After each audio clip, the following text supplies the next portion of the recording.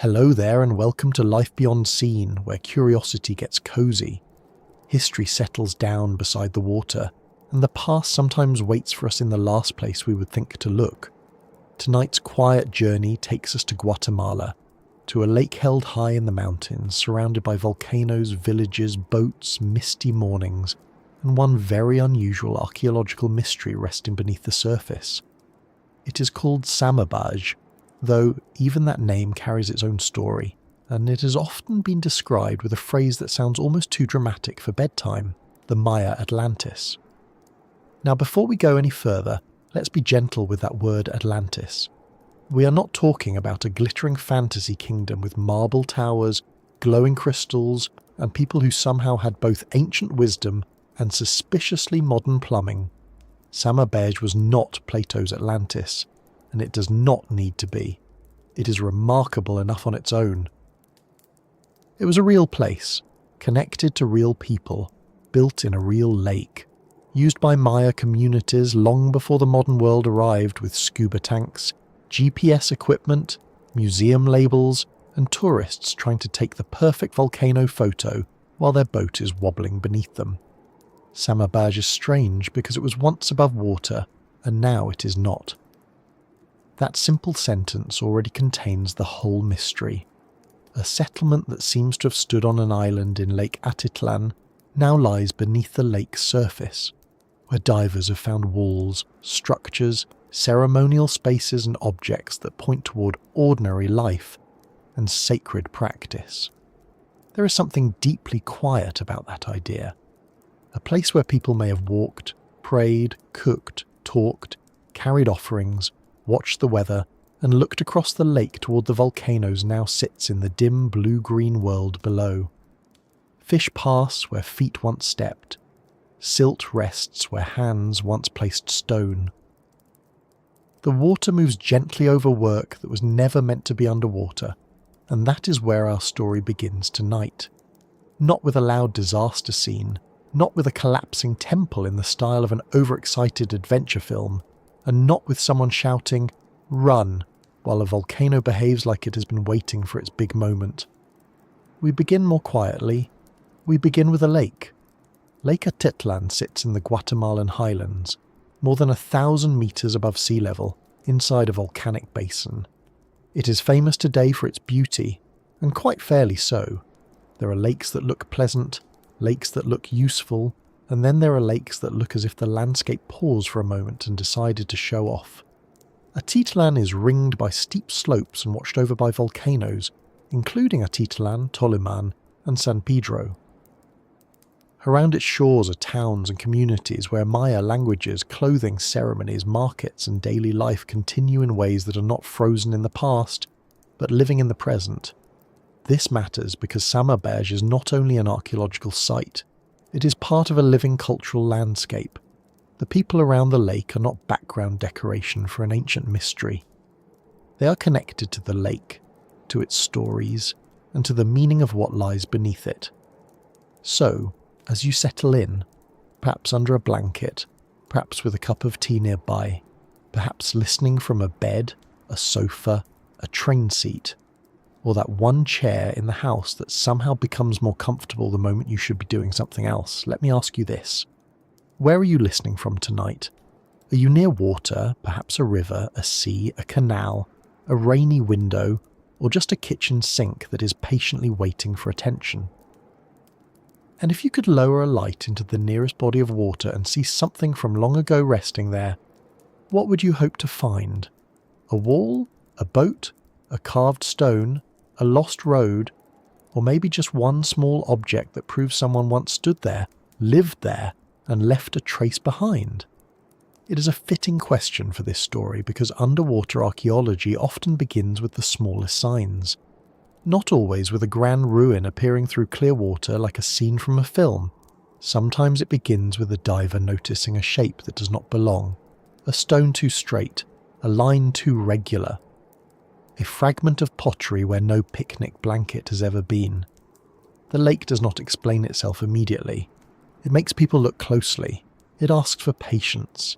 It gives up its secrets in pieces, and usually only to those willing to spend a great deal of time cold, careful, and slightly uncomfortable.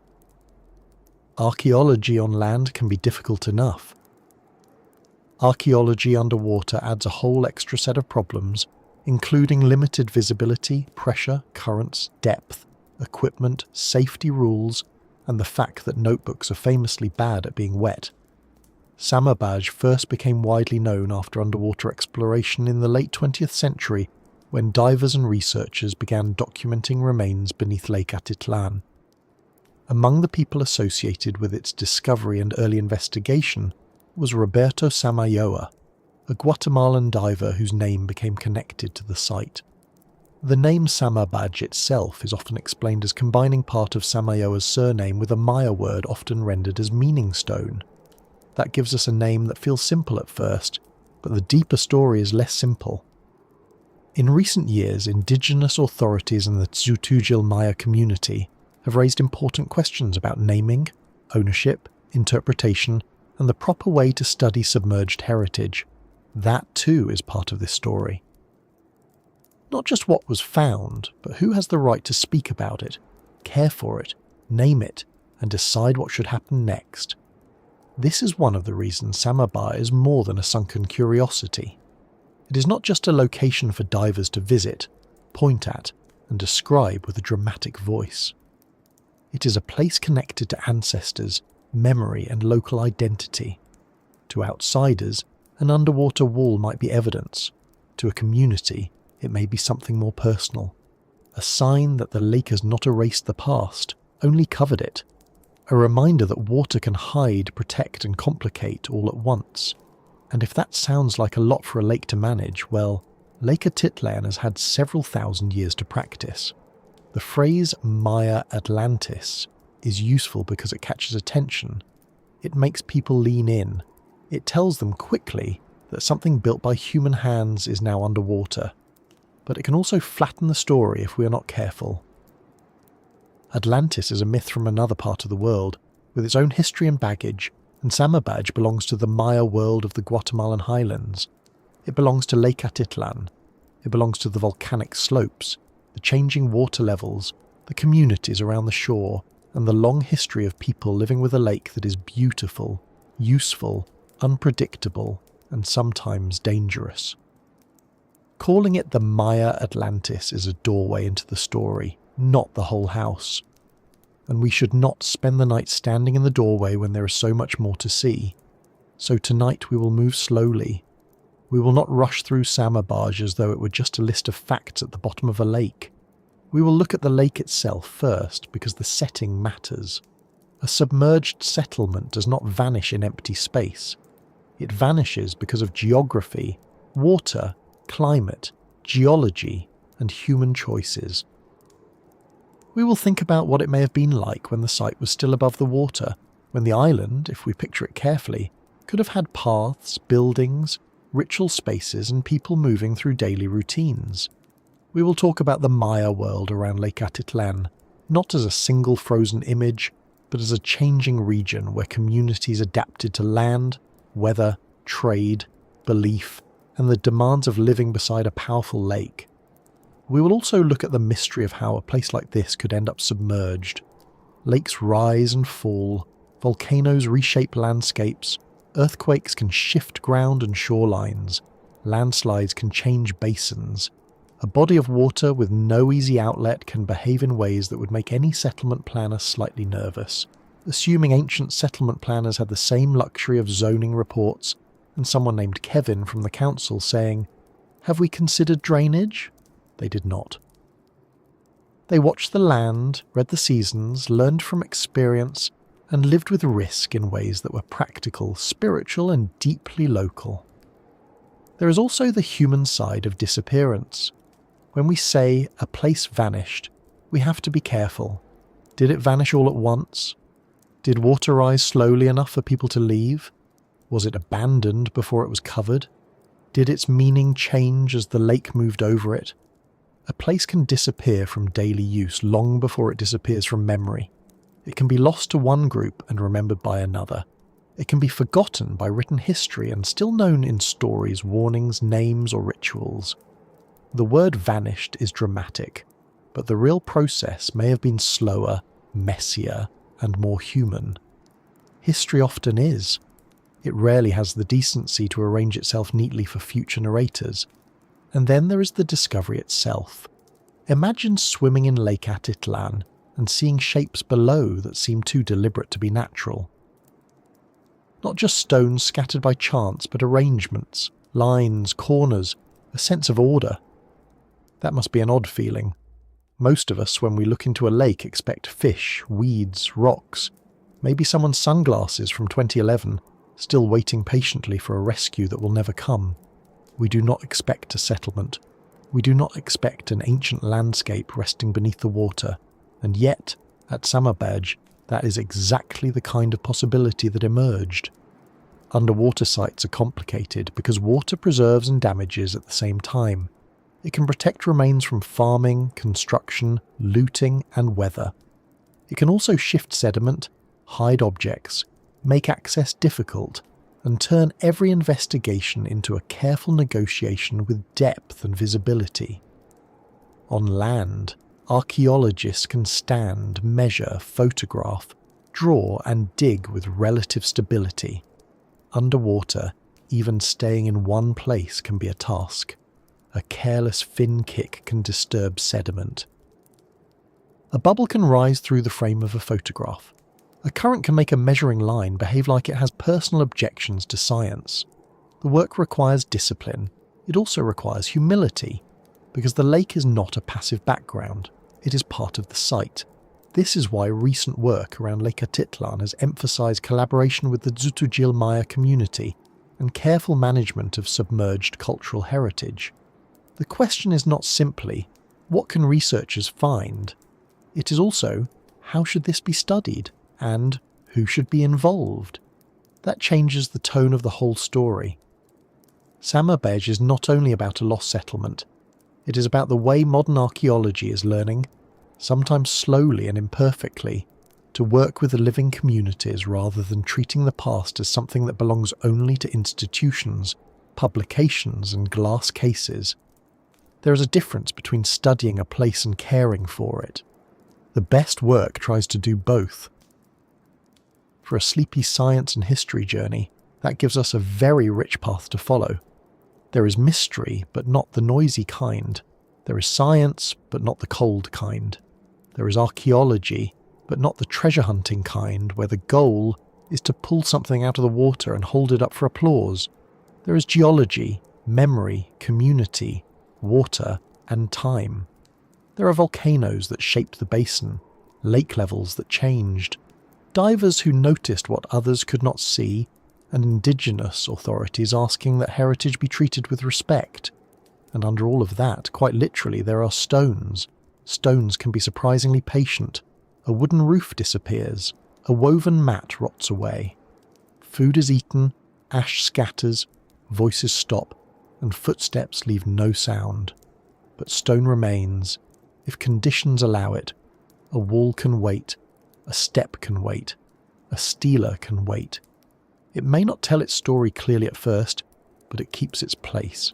That is part of the comfort of archaeology, perhaps.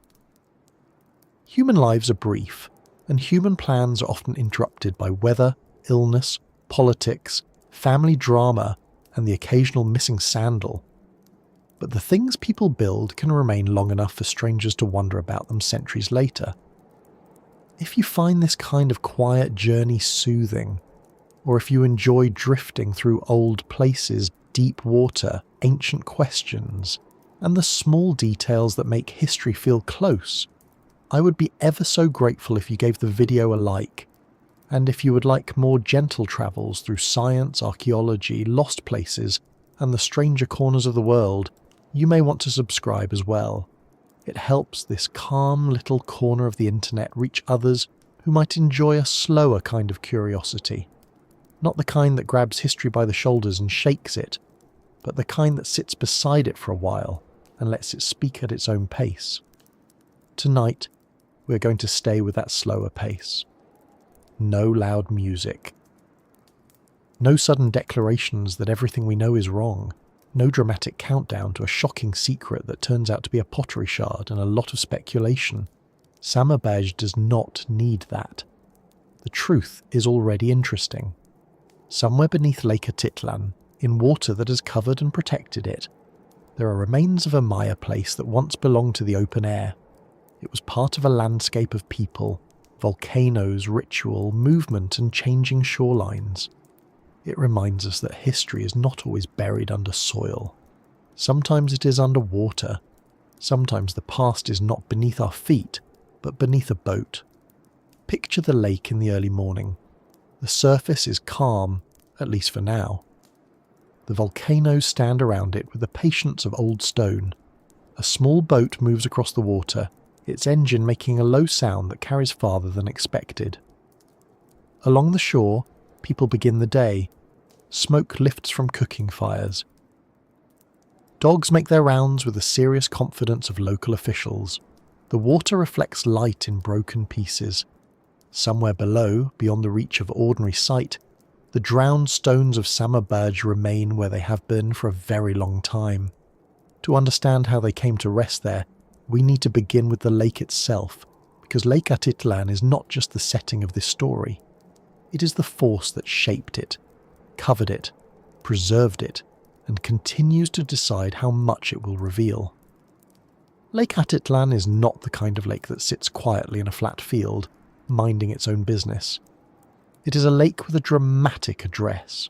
High in the Guatemalan highlands, in the department of Sololá, it rests inside an old volcanic basin, surrounded by steep slopes, towns, villages, fields, paths, boats, clouds, and 3 volcanoes that make the whole place feel as if the land is still standing guard. If you arrive there today, you do not need an archaeologist to tell you that the landscape has a history. The cliffs, the depth, the shape of the shore, and the heavy presence of volcanic cones all give the same message. Something powerful happened here long before anyone built a house, placed a stone, or paddled across the water. The lake is often described as one of the most beautiful in the world, which sounds like the kind of thing travel writers say when they have run out of fresh adjectives. But in this case, the praise is understandable. Atitlán is wide, deep, and surrounded by mountains, in a way that makes the eye keep checking whether the view is real. The water changes colour with the weather. In the morning it can look calm and silver. By afternoon it may turn darker, rougher, and more restless as wind moves across it. Locals often know this change well because a lake that looks peaceful at breakfast can become a far less charming companion by the time someone is halfway across it in a small boat. Nature is very good at looking decorative until it suddenly remembers it is in charge. The volcanoes are part of that feeling. Volcan San Pedro rises near the western side of the lake. Tolimán and Atitlán stand toward the south, close enough together that they often appear like a pair of enormous neighbours having a very slow conversation. Atitlán, the tallest and geologically youngest of the 3, is not just scenery. It is part of a volcanic system that has shaped the whole basin across immense stretches of time. San Pedro is older, Tolimán is younger than San Pedro, and Atitlán is the one with the clearest record of historical activity. These names are now familiar to travellers, hikers, photographers, and people who enjoy climbing uphill for several hours and then telling everyone it was worth it. But long before modern hiking guides and phone cameras, these volcanoes formed the walls of everyday life for the people who lived around the lake. To understand Samabaj, it helps to begin with the fact that Lake Atitlán is not a simple bowl of water. It fills part of a caldera, a large depression created by volcanic collapse. A caldera forms when a volcano releases so much material during an eruption that the ground above the emptied magma chamber can no longer support itself. The surface sinks, breaks, and settles into a broad basin. Later water can collect there, and if the conditions are right, a lake forms. That is the plain version. The less plain version is that the Earth once made a very large geological mistake, corrected it with fire, ash, collapse, and time, and then eventually filled the wound with water. Geology is not always subtle, but it does have patience. The eruption associated with the Atitlán caldera was enormous. Not enormous in the way a kettle boils over and makes you sigh at the stove. Enormous in the way that ash from the event became a marker across a wide region. The eruption threw volcanic material into the air, reshaped the landscape, and left behind the basin that would later hold the lake. For the people who came much later, the event itself was far outside memory. No one at Samabaj was watching that original eruption. The Maya occupation of the lake region belongs to a much later human story. But the consequences of that ancient volcanic past were everywhere around them. The steep shores, the fertile volcanic soils, the deep water, the shape of the basin, and the presence of the volcanoes all came from processes that began long before human settlement. This is one of the quiet truths of archaeology. People live inside landscapes they did not create, but they learn them, name them, use them, fear them, and make meaning from them. A volcanic lake is not just a geological object. It becomes a route, a boundary, a food source, a weather maker, a sacred place, a danger, a meeting point, and sometimes a hiding place for the past. Around Atitlán, the water would have mattered every day. It offered fish, transport, reflected light, and access between communities. It also offered uncertainty. A lake without a clear surface outlet can rise and fall in ways that are not always convenient for anyone who is built too close to the shore. Water levels can respond to rainfall, drought, seepage, landslides, earthquakes, and changes in the basin. Human beings may prefer maps with neat blue edges, but lakes do not always read maps. The shoreline of Lake Atitlán has not been a fixed line through time. That detail matters for Samabaj. Today, when we look at a lake, we tend to imagine its edge as permanent. There is the land, there is the water, and surely everyone agrees where one ends and the other begins. But the truth is less tidy. Shorelines move. Sometimes they move slowly, a little at a time, with wet seasons, dry seasons, and longer cycles of climate. Sometimes they move suddenly because of natural events. Around a steep volcanic lake, land can slide. Earthquakes can disturb slopes and lake beds. Rain can load hillsides until they give way. Water can rise high enough to cover places that were once usable. It does not need to behave like a dramatic wall rushing in from a film. A few meters, in the wrong place, over the right terrain, can change the fate of a settlement. Imagine standing on an island in the lake before it was submerged. The air would be cooler than the lowlands. The volcanoes would be visible from many angles. Their slopes would frame the horizon, sometimes clear, sometimes hidden by cloud. Canoes or simple boats may have moved across the water, linking the island with nearby communities. The lake would not have been empty space between villages. It would have been a road of water. People who understood it could cross it, fish it, read its moods, and use it as part of everyday movement. The lake would also have set the rhythm of sound. Water carries sound in unusual ways. A voice across the shore, a paddle striking the surface, a bird call, a dog barking from far away, all can travel differently over open water. Anyone who has lived by a lake knows that it can make the world feel both wider and closer at the same time. Around Atitlán, the land is steep in many places, which shapes how people build, farm and travel. Terraces, paths and shore access become important. Flat land is valuable. An island or low area near the lake could be useful, but also vulnerable. That is the kind of practical balance ancient communities had to understand. A good location may offer access to water, visibility, ritual importance, or connection to other settlements. But the same location may be exposed to flooding, storms, and changing lake levels. There is no perfect place to live. There are only places with advantages and problems, and humans are very skilled at convincing themselves the advantages are winning until the problems arrive with paperwork, rain, or in this case, perhaps a rising lake. The volcanoes would have been more than background shapes. In many Maya traditions, mountains are not just piles of rock. They can be places of water, ancestors, caves, clouds, and power. Lakes too can carry deep meaning. The combination of lake and mountain is especially strong because it brings together water, height, fertility, weather, and the underground. We have to be careful not to speak as if every ancient person around Atitlán believed exactly the same thing in the same way. Maya communities were and are diverse. Belief changes by place, time, language, and community. But it is fair to say that this landscape had the kind of physical presence that easily becomes part of ritual life. When a volcano stands across the water from you every day, it is difficult to treat it as ordinary scenery. It is there at dawn, there at dusk, there when crops grow, there when storms gather, and still there when people who once knew its slopes are gone. That gives Samabaj a setting that is both practical and sacred.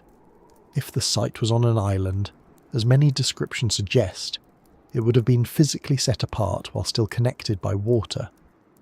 Islands often have a special quality in human life. They are near and separate at the same time. You can see them, but you must cross to reach them. That crossing can be ordinary, like going to work, visiting relatives, or bringing supplies.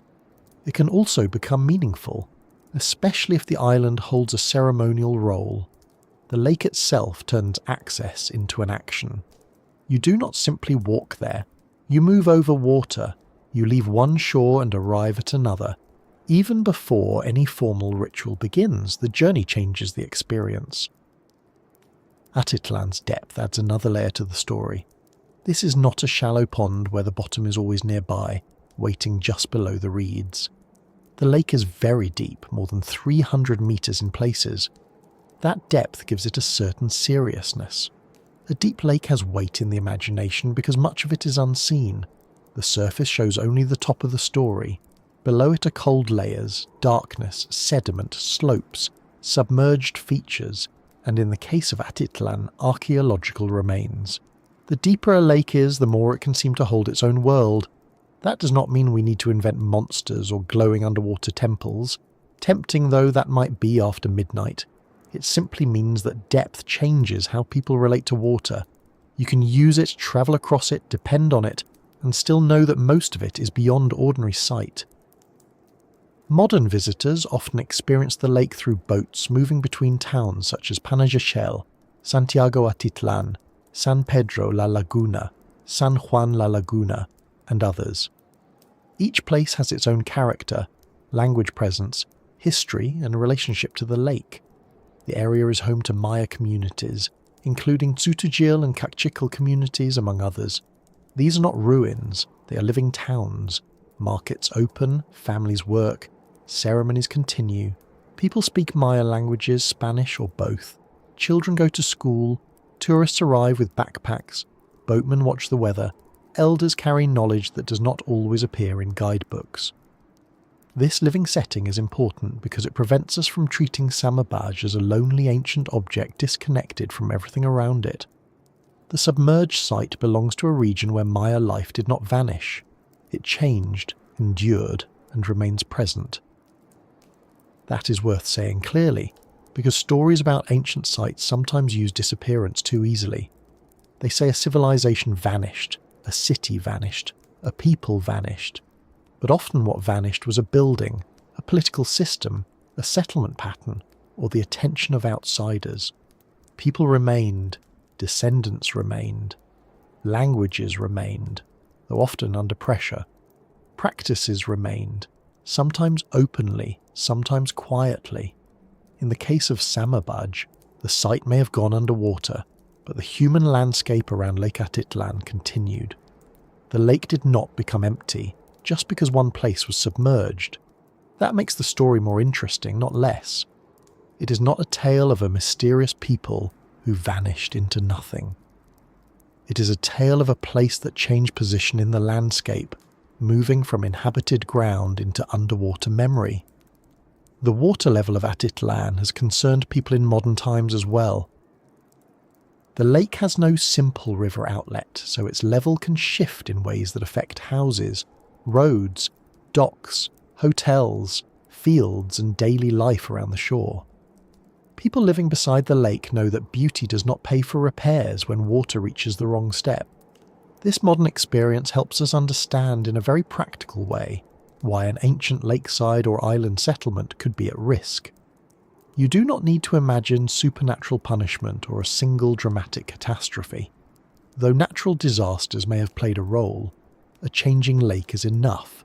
A basin shaped by volcanoes, rain, slopes and seismic activity can alter human plans without asking permission first. For the people of Samabaj, the lake would have been familiar, useful, and probably watched carefully. People who live with water learn its habits. They notice marks on rocks, changes in reeds, the behaviour of fish, the colour of runoff after rain, the way wind arrives at certain hours, and the places where landing a boat is easy or foolish. They know which crossings feel safe and which ones deserve a second thought. They know that calm water can be temporary. They know that a lake can feed a family and still take things back. That closeness creates respect, not the decorative kind written on tourist signs, but the practical respect that comes from depending on something powerful. It is also easy to imagine how the volcanoes shaped daily orientation. In a city with street signs, buildings and traffic lights, directions are often handled by names and numbers.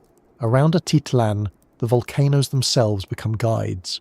A person could look towards San Pedro, Toliman or Atitlán and know where they were. The slopes would change with light and season. Morning sun would strike one face, afternoon cloud might gather over another. Smoke, mist, or rain would soften the view. These fixed forms gave structure to the world. They were not moving, at least not in a human lifetime, and in a place where water levels could change, that kind of visual stability may have mattered. The lake's volcanic soil also helped make the surrounding region productive.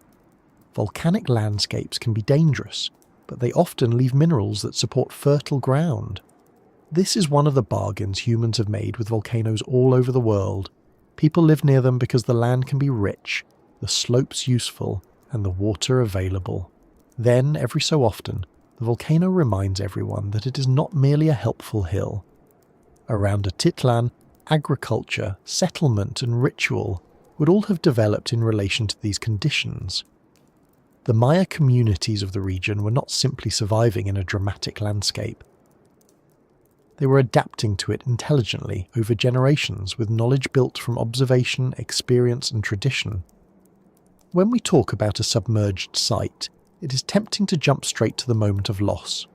People like the question, what happened? It has a clean shape. It promises an answer. But before asking why Samabaj went beneath the lake, we need to understand why anyone would have built and used such a place at all. What made that island or shoreline meaningful? What did it offer? Was it a place of residence, ceremony, or both? Was it connected to routes across the water? Did it stand out because of its position? Did the surrounding volcanoes and lake give it special importance? These questions cannot be answered by landscape alone, but the landscape gives us a strong beginning. Archaeologists have identified remains at Samabaj that include domestic structures and religious monuments, which means the site was not just a random scatter of stones.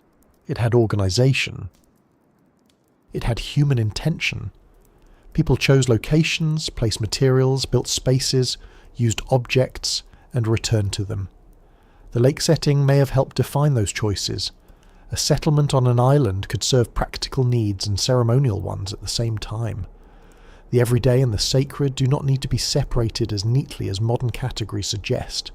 A person can cook, repair, pray, trade, remember, and worry about the weather in the same landscape. Life is rarely divided into tidy museum sections, no matter how much museums enjoy labels. The stillness of Samabaj today can make it seem as if the site has always belonged to the underwater world, but that is only because we are arriving late. For the people who knew it above water, it would not have been a mysterious ruin. It would have been somewhere specific, a place with paths and tasks, a place with noise, the sound of movement, tools, conversation, water, birds and weather, perhaps smoke rising, perhaps offerings made, perhaps canoes pulled up along the edge. Perhaps children told not to go too near the water, which is possibly one of the oldest sentences in human history. The ordinary details matter because they keep the site human. Without them, Samabaj becomes only a strange headline. With them, it becomes a place where lives were arranged, and this is why Lake Atitlán itself must come first. The lake explains the beauty of the story, the risk of the story, and the reason the story survived underwater. It was the road, the boundary, the mirror, the resource, the danger, and eventually the cover. It held the island in view, then it held it beneath the surface.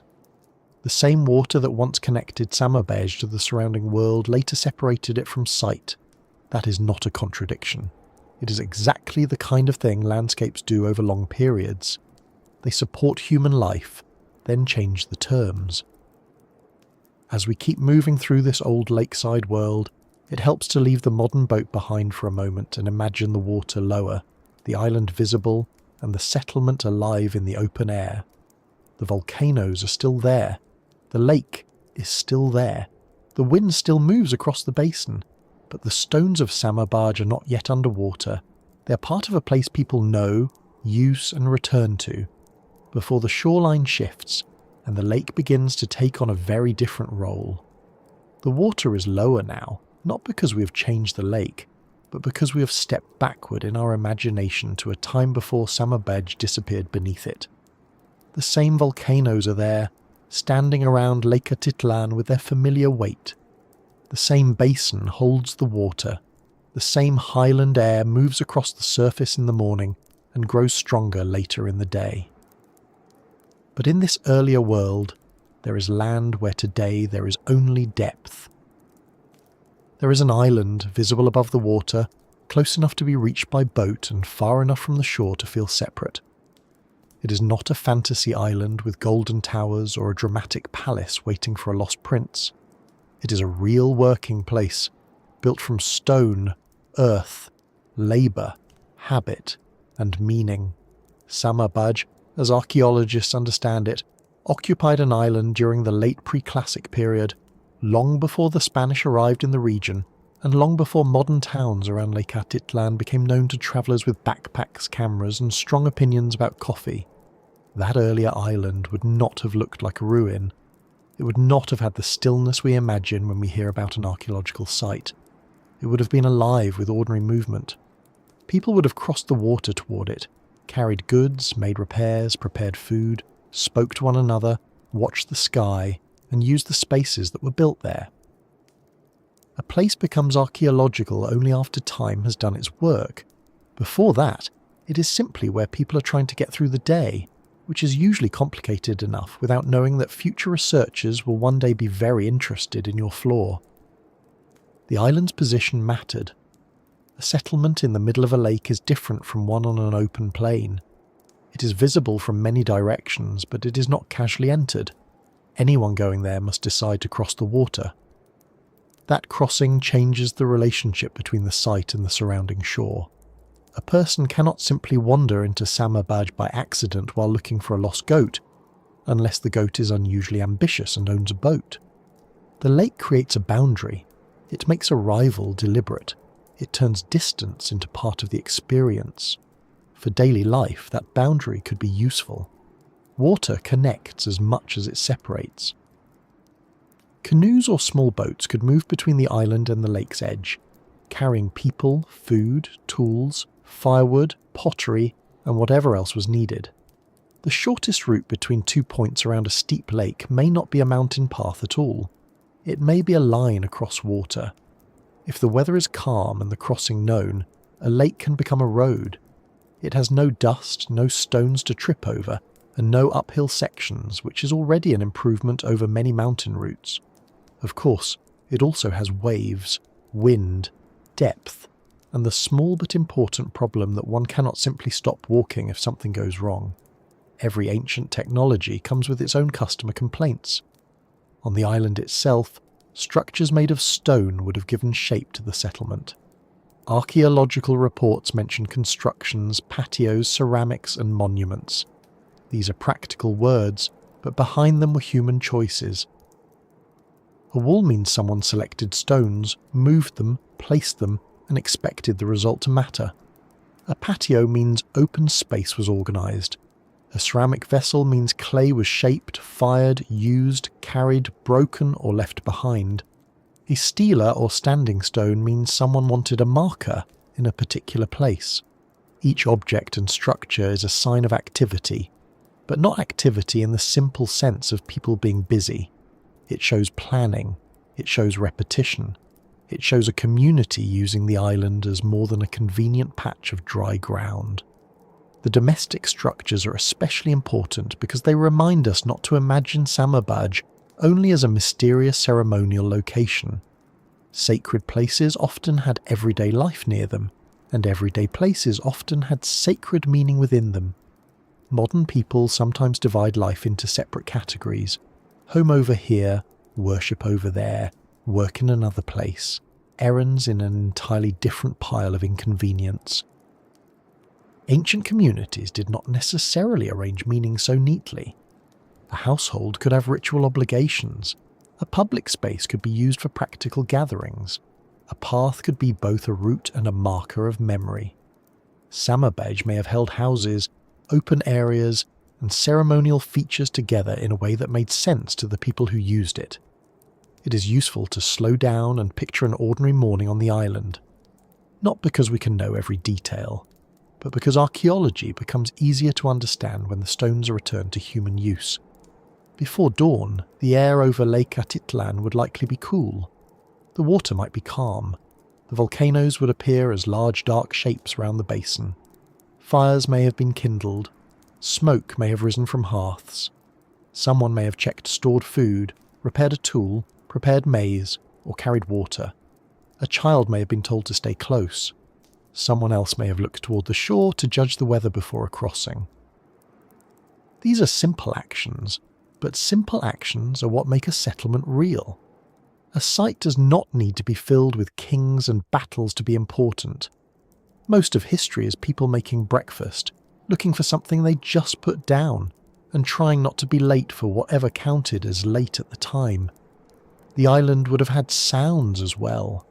Footsteps on packed surfaces, stone against stone, the movement of water along the edge, voices carrying across open air, birds near the shore. Perhaps dogs, because dogs have been making themselves part of human settlements for a very long time, usually with the confidence of creatures who know they are essential. The lake would have changed the soundscape. Open water can make distant noises seem strangely close. A person working on the island might hear a call from a boat before seeing it clearly. A sound from the shore might arrive softened by distance, then sharpened by wind. The place would not have been silent. The silence belongs to the submerged site today, not to the living island. The built spaces at Samabaj may have included areas that were used for gatherings or rituals. The mention of religious monuments is not a small detail. Monuments do not appear by accident. They require labour and intention. In the Maya world, carved or plain-standing stones, altars, platforms and arranged spaces could mark important locations and events, though the exact meaning depends on date, region and context. At Samabaj, those features show that the island was not just a practical settlement. It had a role in the way people related to the lake, the surrounding land, and perhaps to forces they understood through ceremony. We should not invent scenes too confidently, but we can say that the island had more than one kind of importance. Its position in the lake could have made it especially suitable for ritual use. Water is not just water in human culture. It is life, danger, boundary, movement, reflection, depth, and return. Around the Maya region, caves, mountains, springs, lakes, and other natural features often carried strong meaning. A lake island surrounded by volcanoes would not have felt like a neutral patch of land. It sat at the meeting point of water, stone, sky, and mountain slopes. The practical and the sacred could meet there without needing an invitation. The landscape itself had already arranged the guest list. The people who used Samabaj were part of broader Maya cultural developments of the highlands and nearby regions. The late Preclassic period was a time of important social and political changes across much of the Maya world. Though life at Lake Atitlán would have had its own local character, it is tempting to imagine all Maya places as if they were copies of the famous lowland cities, with high temples, carved monuments, and dense urban centres. That would be a mistake. The Maya world was never one single place. It stretched across different environments, languages, settlement types, political systems, and local traditions. A lake island in the Guatemalan highlands had different conditions from a large lowland centre in the tropical forest. The people of Samabaj lived with a deep volcanic lake, steep terrain, and highland weather. Their lives were shaped by those facts. Food would have connected the island to the surrounding land. An island settlement, unless it had enough cultivated space of its own, likely depended on regular movement between the island and the shore. Maize, beans, squash, chili, and other foods common in Mesoamerican agriculture may have been part of the diet, along with resources from the lake. Fish and aquatic animals could provide food, though the exact balance would depend on local practice and evidence. The lake was not only a surface to cross, it was a resource. People who know a lake know where to fish, when to go out, what weather to avoid, and how to read small changes in the water. This knowledge does not come from a single lesson. It comes from generations of mistakes, improvements, warnings, and stories told by people who remember the day someone ignored the wind and regretted it. Pottery would have been everywhere in daily life. Ceramic vessels are among the most common archaeological finds because clay, once fired, can survive where softer materials vanish. A pot can cook food, store water, hold offerings, carry goods, or serve a purpose so ordinary no one thinks to explain it. When it breaks, the pieces remain, and future archaeologists become very excited about what was once, to its owner, an annoying household accident. At Samabaj, ceramics helped researchers understand the site's age and use. They also remind us that daily life leaves fragments. Not every object was ceremonial. Some were tools of ordinary survival. The island's buildings would not have appeared overnight. Construction takes organisation. Stone must be gathered. Surfaces must be prepared. Plans must be made, even if they are not drawn on anything that survives. People must agree, or be made to agree, that labour will go toward a particular structure. That tells us something about community. Even a modest site contains social effort. Someone decides where a wall should go. Someone knows how to build it. Someone carries material. Someone else may complain that the last stone is too heavy, which is a universal construction tradition. The lake around Samabaj may have made the island feel protected, but protection can become isolation. A settlement surrounded by water has fewer casual approaches, but it also depends on safe crossing. If the weather turns, if the lake rises, if access points change, the same water that made the location special can begin to make it difficult. That vulnerability is part of the story before any submergence occurs. The island was never separate from the lake's behaviour.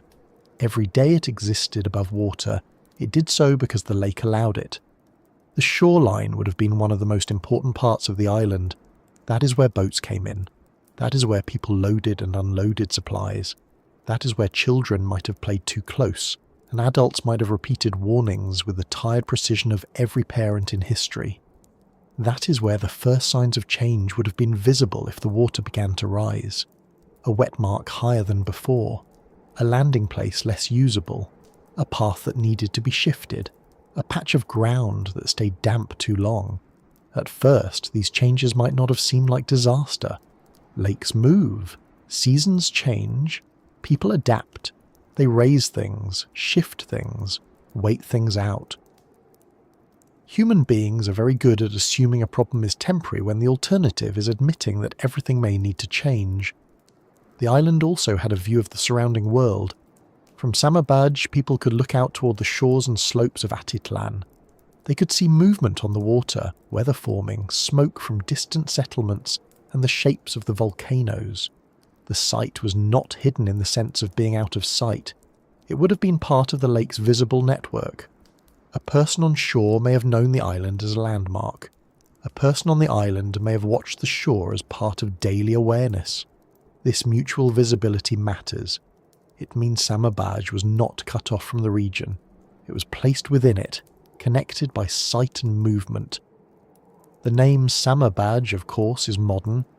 The people who lived there would have known the island by another name, or perhaps by several names depending on language, family, function, and context.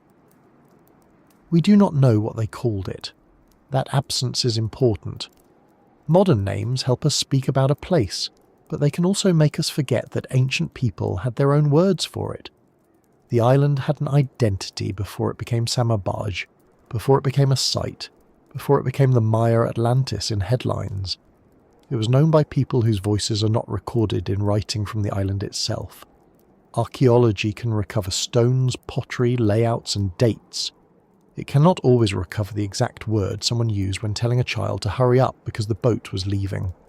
The structures now underwater suggest that the island had organised spaces. A patio may have been a central area for movement, gathering, or ceremony.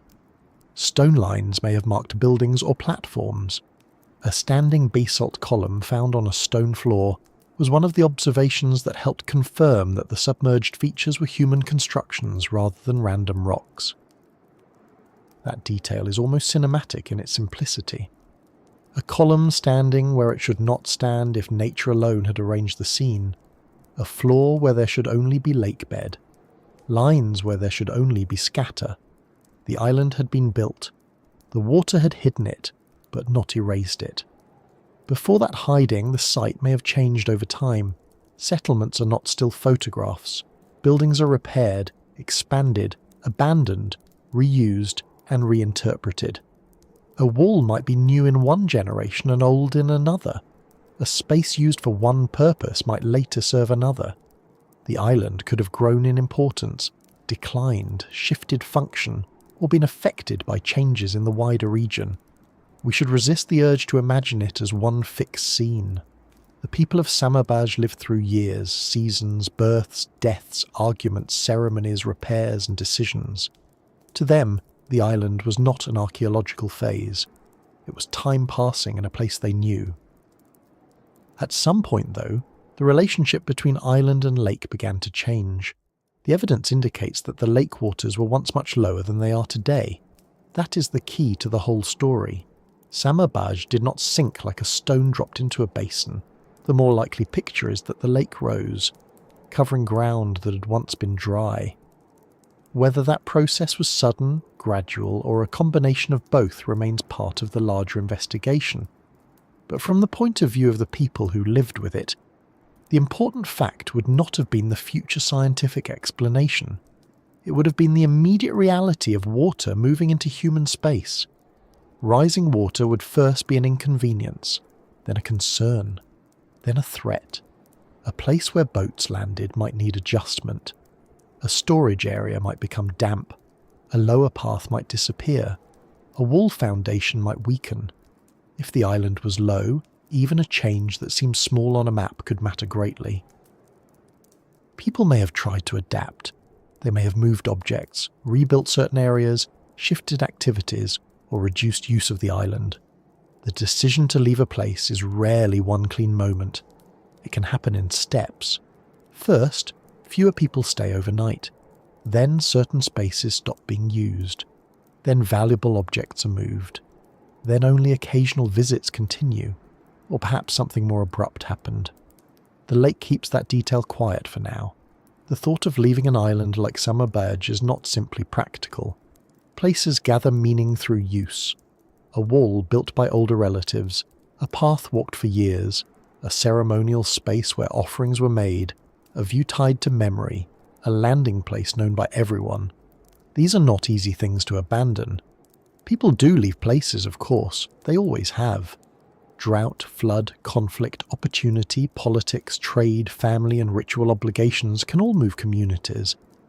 But leaving does not make a place meaningless. Sometimes it makes it more powerful. A place no longer used every day can become a place remembered, avoided, mourned, or visited differently. The lake's rise would have altered not only the island, but the way people saw the lake itself. A familiar body of water becoming a threat is a hard thing to accept. The same water that carried boats and gave fish could begin taking walls, paths, and floors. That does not make the lake evil. Nature is not a villain waiting for dramatic lighting. It simply acts according to forces larger than human preference. Rain falls, basins fill, slopes shift, water seeks its level. People, meanwhile, must decide what to do when the place they built no longer matches the conditions around it. In the last period before submergence, Samabaj may have looked different from the living island of its earlier use. Perhaps some areas were already wet. Perhaps certain structures stood unused. Perhaps visitors came for specific purposes rather than daily residents. Perhaps ceremonies continued even as the water changed the site. It is possible for a place under threat to become even more meaningful, because people understand that it may not remain accessible. There is something very human about returning to a place because it is changing. We do this with houses before moving, with streets before leaving a city, with shorelines before storms, and with old rooms before they are cleared. We look again because we know looking may soon be all that is left. The island before the water rose was not just the beginning of a disaster story. It was a settlement in its own right. It had use, organisation, and presence. It belonged to a region where people understood the lake as part of life. It held domestic spaces and ceremonial features. It stood within sight of volcanoes and shore communities. Its people lived with practical knowledge and local meaning that no map can fully capture. When we picture Samabaj only as sunken, we miss the main point. It mattered before it vanished from sight. The stones below Lake Atitlán were once dry enough for hands to place them. The patios were once open to air. The ceramics were once used by people who had no reason to imagine that centuries later they would help identify an underwater site. The island was not built for mystery. It became mysterious because the water rose, time passed, and memory changed shape around what the lake had covered. And while the surface of Atitlán kept moving through mornings, storms and seasons, the island's older life left marks that were not only practical. Some stones seem to point towards ceremony. Some spaces suggest gathering. Some objects and arrangements lead us away from kitchens and walls and into the quieter question of what people offered, honoured, feared, or hoped for in a place where water and volcanoes were never far away. Some of those stones seem to point towards ceremony. Some spaces suggest gathering. Some objects and arrangements lead us away from kitchens and walls and into the quieter question of what people offered, honoured, feared, or hoped for in a place where water and volcanoes were never far away. It is easy to picture ancient ritual as something grand and distant, with everyone standing very still while the air fills with solemn meaning. But ritual is often more practical than that. It can involve carrying things, preparing things, waiting for the right moment, getting smoke in your eyes, arranging objects carefully, and hoping no one trips over an important stone. Sacred life is still life. It has gestures, timing, tools, and people who know what they are doing because they have done it before, or because someone older is watching very closely to make sure they do. At Samabaj, the archaeological signs of religious monuments and organised spaces tell us that this island was not just a place of shelter or routine. It had a ceremonial role, or at least parts of it did. That does not mean every person who came there was always engaged in ritual, whispering with perfect seriousness and never once thinking about food. It means that the place included spaces and objects that mattered beyond ordinary household use. A stone floor, a standing stone, an altar-like feature, a patio, a monument. These are not simply background details. They are signs that people arrange the island with intention. Stone has a special way of making intention last. Wood can rot, cloth can vanish, leaves can dry and break. Smoke disappears almost as soon as it rises, but stone remains. A especially when water and silt cover it before later disturbance can remove it. At Samabaj, stone structures and monuments are part of what allowed researchers to recognise the site as something human-made. A straight line underwater can be more persuasive than a dozen dramatic theories. Nature can scatter rocks, of course. Nature is excellent at scattering. But repeated alignments, built surfaces, arranged spaces and standing features begin to speak in a different voice. Not loudly, but clearly enough to say, someone made this. The island would have offered a setting that was already full of meaning before a single object was placed there. It stood within Lake Atitlán, surrounded by water, watched by volcanoes, and separated from the shore by a crossing. In many societies, and certainly in many parts of the Maya world, places where different parts of the environment meet can become important. Caves, mountains, springs, lakes, and islands all draw attention because they are not ordinary flat ground. They mark thresholds. A lake island is especially interesting because it is reachable, but not casually so. You can see it, but to stand on it you must cross water. That crossing gives the place a different feeling. It asks for effort. It creates a before and after. One moment you're on the shore, then you're on the lake. Then you arrive somewhere set apart. If Samabaj served as a ceremonial place, the journey itself may have mattered. A boat moving across calm water at dawn, with the volcanoes dark against the sky, would not be the same as walking down a street to a building. Water changes arrival. The body feels it. The movement is less controlled than walking. You depend on the person steering, the weather, the boat, and the lake. Even a short crossing can remind you that the ground beneath you is not ground at all. There is a useful humility in that. It is difficult to feel entirely in charge when several hundred meters of water are nearby, quietly minding their own business. Once on the island, people may have moved through spaces that have been shaped for both daily and ceremonial activities. We should be careful not to invent exact rituals where the evidence cannot support them. Archaeology can show us that offerings were made in certain contexts at many Maya sites, that incense burners, ceramics, altars, monuments, and arranged spaces could have religious roles, and that water and mountains often carried strong importance in Maya cosmology. But for Samabaj specifically, the evidence must be treated with care. We can speak of possibilities, patterns, and reasonable interpretations. We cannot pretend we were standing there with a notebook, politely asking everyone what the smoke was for. Still, the presence of religious monuments is enough to slow us down. A monument is not just a stone, it is a decision made visible. It may mark a memory, a ceremony, a place of power, an ancestor, a boundary, a route, or an event.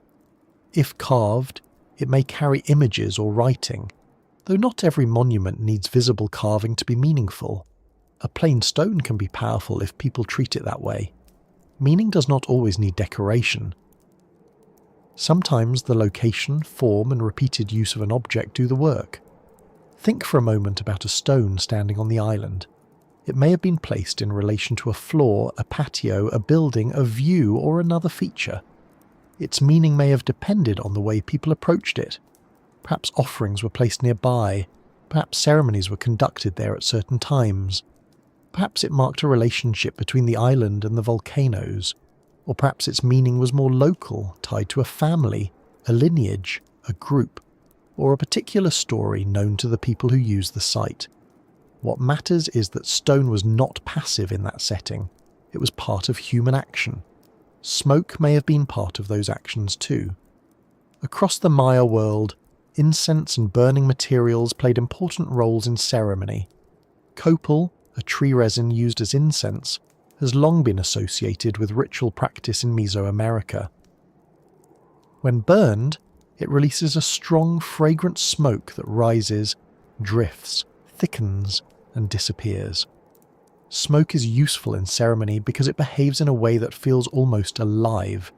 It moves upward, it fills space, it changes the smell of the air, it can mark a moment without leaving much behind.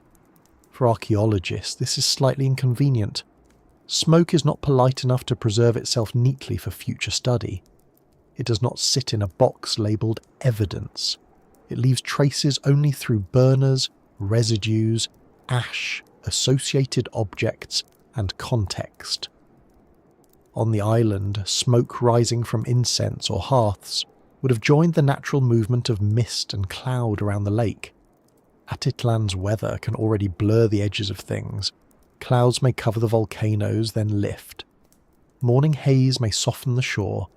A small column of smoke from a fire or incense burner could become part of that visual world. It would be a human-made sign rising into a landscape shaped by water and mountains. That does not require us to become overly dramatic about it. It simply means that ceremony would have been experienced with the senses. Smell, heat, sound, movement, light, water, stone, and distance all matter.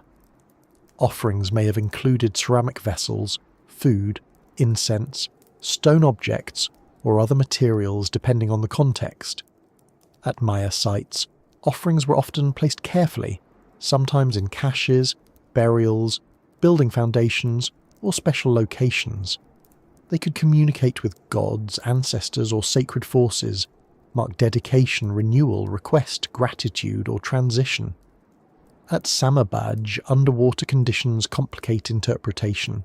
Objects can move, sediment can cover them, divers may find things out of their original setting, and later disturbance can confuse the record. That is why careful documentation is so important. A pot by itself is interesting. A pot found in a clear relationship to a floor, altar, or structure is much more informative. Archaeology is not only about what is found, it is about where, how, and with what. This is where underwater archaeology becomes both difficult and strangely fitting. Ritual objects placed on an island later covered by water are now studied through the very element that may have made the place meaningful in the first place. Divers approach the site through water, just as ancient visitors once crossed water to reach it. The modern diver descends, equalizes pressure, watches air supply, checks visibility, and tries not to disturb sediment. The ancient visitor may have paddled across, watched the wind, carried an offering, and stepped onto dry ground.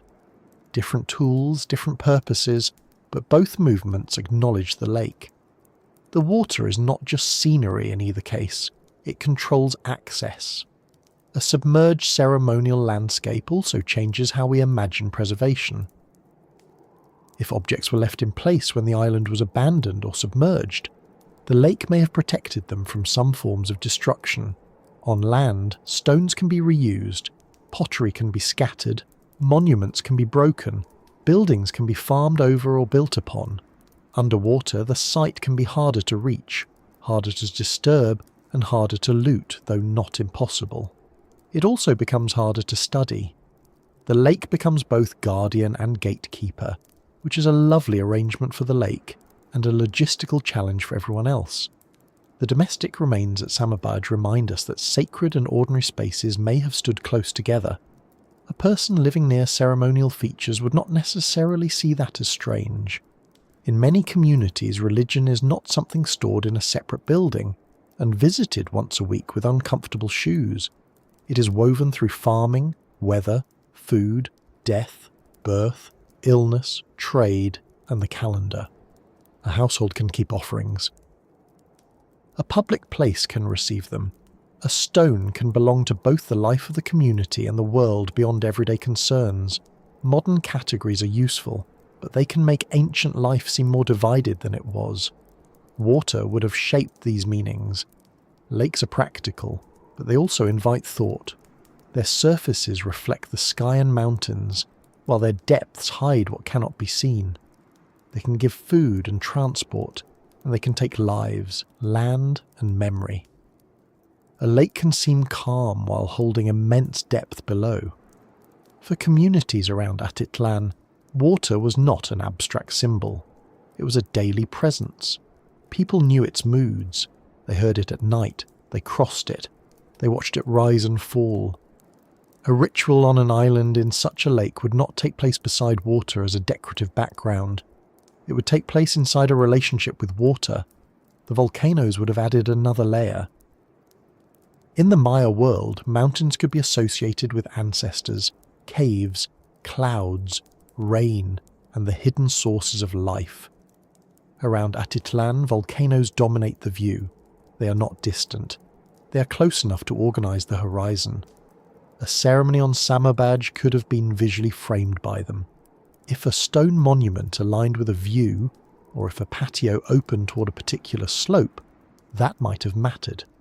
We should not force alignments where they have not been demonstrated, but we can understand that the landscape was not neutral. People do not live under volcanoes without noticing them. Even the most practical person eventually has to admit that a mountain capable of reshaping the land deserves some attention. The island may have been a place where people came for ceremonies connected to the lake, ancestors, agricultural cycles, political authority, or community identity. It may have served local needs rather than the kind of a large regional pilgrimage centre that outsiders like to imagine, or it may have drawn people from around the lake for particular events. The evidence does not allow a simple single answer, and that is not a weakness. It is more honest. Real places often have multiple roles. A site can be a village, a ritual centre, a landmark, a meeting place, and a symbol all at once. Human beings rarely use important places for only one thing. Even today, a kitchen can be a place to cook, argue, celebrate, worry, teach, and stand silently at midnight eating something directly from the fridge. Multi-purpose space is not a modern invention. One useful way to think about Samabaj is as a place of layered attention. The island itself drew attention because it was set apart. The built spaces drew attention because they organised movement. The stones drew attention because they marked specific places. Smoke, offerings, and ceremony would draw attention to particular moments. The lake and volcanoes drew attention to forces larger than the settlement. All of these layers created meaning through repetition. A ceremony performed once may matter. A ceremony repeated over years can make a place feel charged with memory. The path to the island, the landing, the walk to a stone, the preparation of incense, the placement of offerings, the words spoken, the people gathered, each repetition makes the place more specific. The people who used Samabaj would have understood details we can only approach from the outside. They would know which spaces were used by whom, which objects mattered, which gestures were correct, which stories explained a stone, and which places were avoided. They would know whether a particular feature was old, new, respected, neglected, or controversial. Archaeology can recover patterns, but it cannot recover every opinion. Someone in ancient Samabaj probably thought a repair should have been done differently. Someone may have disliked the way a ceremony was organised. Someone may have arrived late and pretended the boat was the problem. The past was full of real people, which means it was also full of real complications. This matters because sacred places are often treated as if they were perfectly harmonious. In reality, they are maintained by human effort. Someone cleans them. Someone brings materials. Someone remembers timing. Someone teaches younger people what to do. Someone interprets events when the weather changes, or the lake behaves strangely. The sacred is not separate from work. It depends on work. If Samabaj held ritual importance, then that importance required ongoing care. The stone monuments, especially, may have helped anchor memory. A ceremony without a marker can still be remembered, but a stone gives the memory a place to gather. People can point to it. They can return to it. They can say, here, this happened here, this is where we come, this is where we place the offering, this is where we stand. In a landscape of water and changing shorelines, stone offers stability. That may be one reason it matters so much at a lake site. Water moves, smoke rises and vanishes, people come and go. Stone stays, at least until the lake covers it, and asks everyone to be patient for a few thousand years. If offerings were made at Samabaj, they would have been part of an exchange. Offerings are rarely random gifts tossed into the world without purpose. They are placed with intention, even if that intention is not always visible to us. A vessel could hold food, drink, incense, or symbolic contents. A broken object could mark the end of use or a deliberate dedication. A small item could be meaningful because of what it represented, who placed it, or where it was placed. Archaeologists are careful with such interpretations because the same object can have different meanings in different contexts. A bowl in a kitchen is not the same as a bowl in a cache. A stone in a wall is not the same as a stone set upright on a floor. Context is what turns things into evidence. The relationship between ceremony and political authority is also worth considering, though carefully. Across many Maya societies, leaders used ritual to connect themselves with ancestors, gods, calendars, and the legitimacy of rule. Public ceremonies could show power, create shared identity, and organize community life. If Samabaj had ceremonial spaces, they may have been connected to local leadership or community authority, but we should not immediately picture kings in feathered headdresses whenever we see a monument. That is the ancient Maya equivalent of assuming every old European building had a king in it. Sometimes the scale is local, sometimes the authority is communal. Sometimes power is expressed through modest spaces as well as grand ones. The island setting may have made ceremonies more controlled. A gathering on an island requires planning. People arrive by water. Numbers may be limited by boats, weather, or purpose. Movement can be watched. The lake itself creates a natural enclosure. That could make the site useful for events that needed separation from ordinary shore life. Or it could simply be that the island was the right place because of tradition, memory, and the presence of earlier buildings. Once a place becomes important, later generations often continue using it because it is already important. This is one of humanity's great habits. We place meaning somewhere, and then the meaning becomes a reason to return. At night, the island would have felt different. Fires or lamps may have created small areas of light against the dark water. The volcanoes would become outlines. Sounds from the shore might travel across the surface. Insects and animals would make their own claims on the evening. If ceremonies took place after sunset, smoke, flame, and water would have created a very different experience from daytime activity. Even without imagining anything elaborate, we can understand how strong that setting would be. A small group gathered on an island, the lake around them, the stars above, mountains dark nearby, and the smell of burning resin or wood in the air. It is not hard to see why such a place could matter. And yet, the same setting that made Samabaj meaningful may also have made it vulnerable. Sacredness does not protect a place from rising water. A stone monument does not negotiate with a lake. An altar cannot ask the shoreline to remain where it is. If the water level began to rise, ceremonial spaces would have been affected along with domestic ones. That would not simply be a practical inconvenience. If a ritual area became wet, damaged, or unreachable, the change could have been understood as a serious sign. People may have responded with offerings, repairs, movement, or abandonment.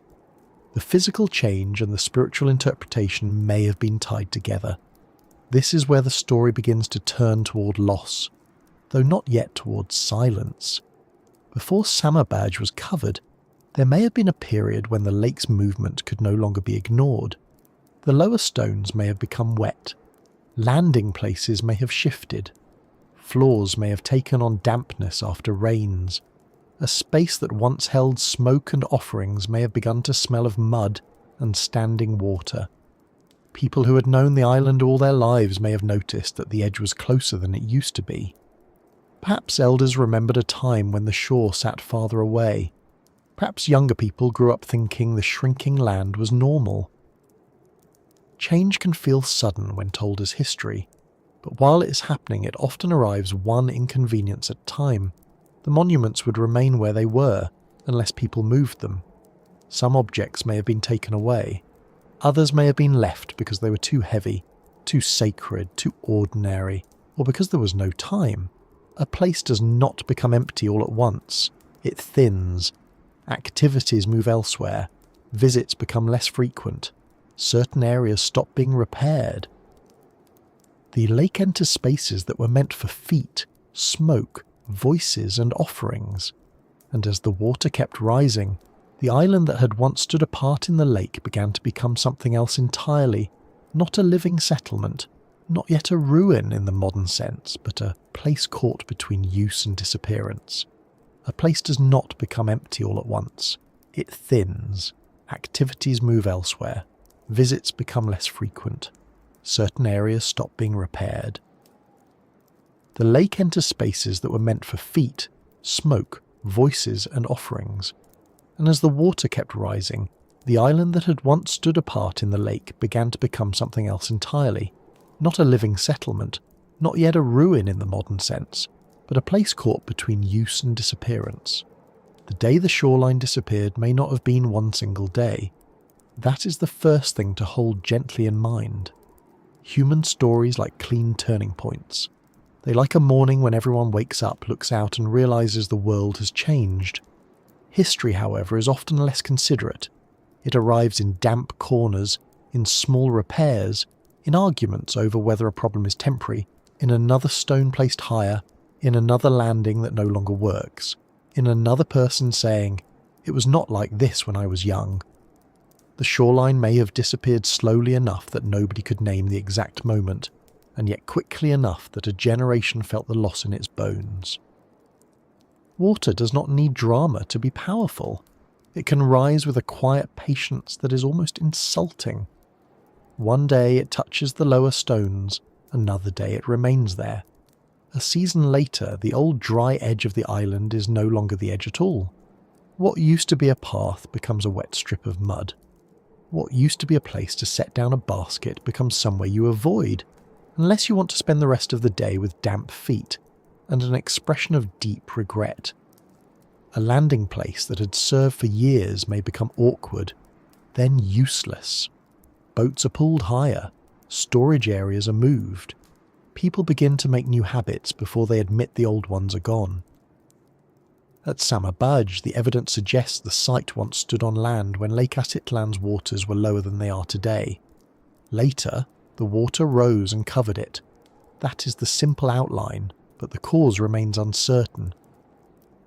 Scholars have considered possibilities such as landslides, volcanic events, earthquakes, and broader changes in lake level. Around a volcanic lake, these are not wild guesses. They are part of the landscape's natural vocabulary. A landslide can shift material into water or block drainage. Volcanic activity can reshape slopes and basins. Earthquakes can alter landforms or trigger collapses. Heavy rains can feed a lake until its boundary begins to creep beyond what people remember.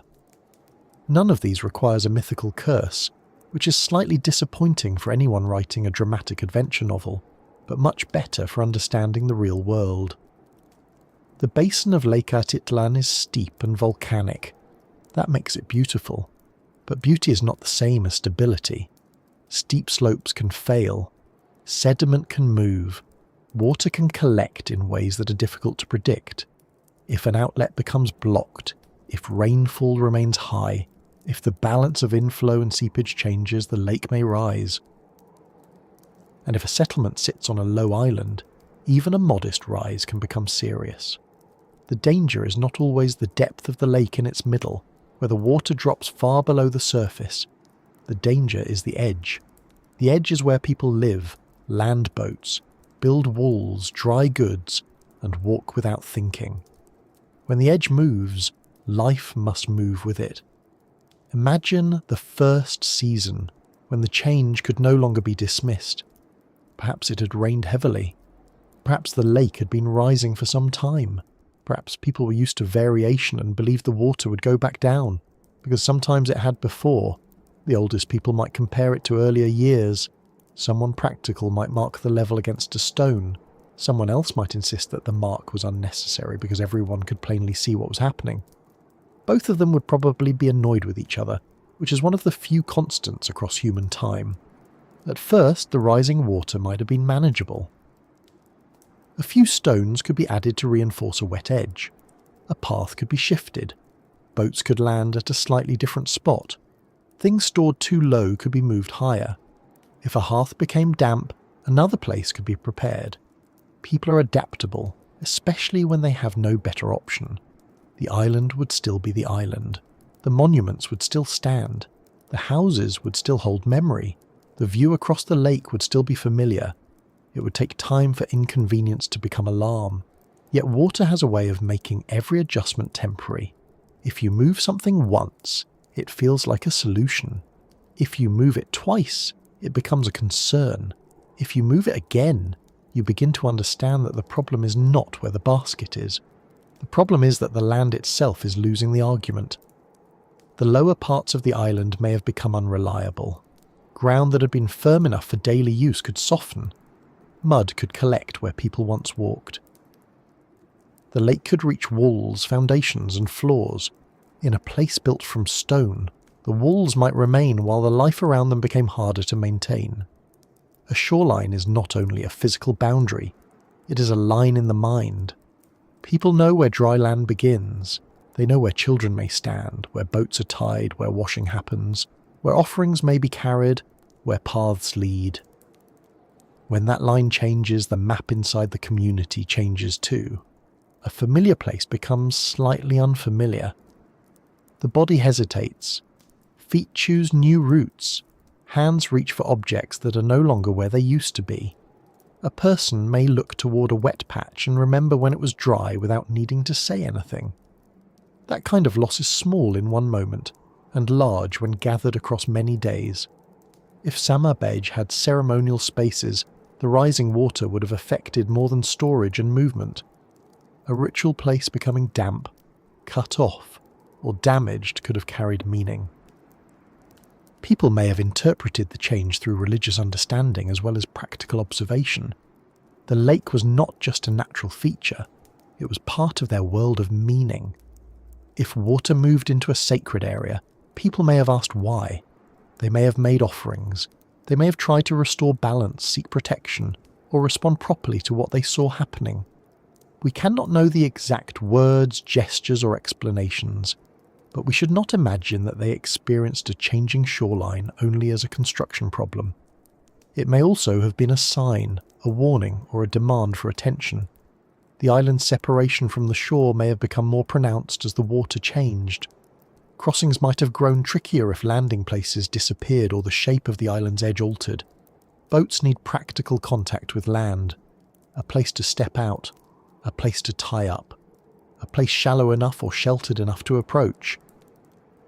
If the old landing was gone, a new one had to be found. If the new one was less convenient, every trip became a little more troublesome.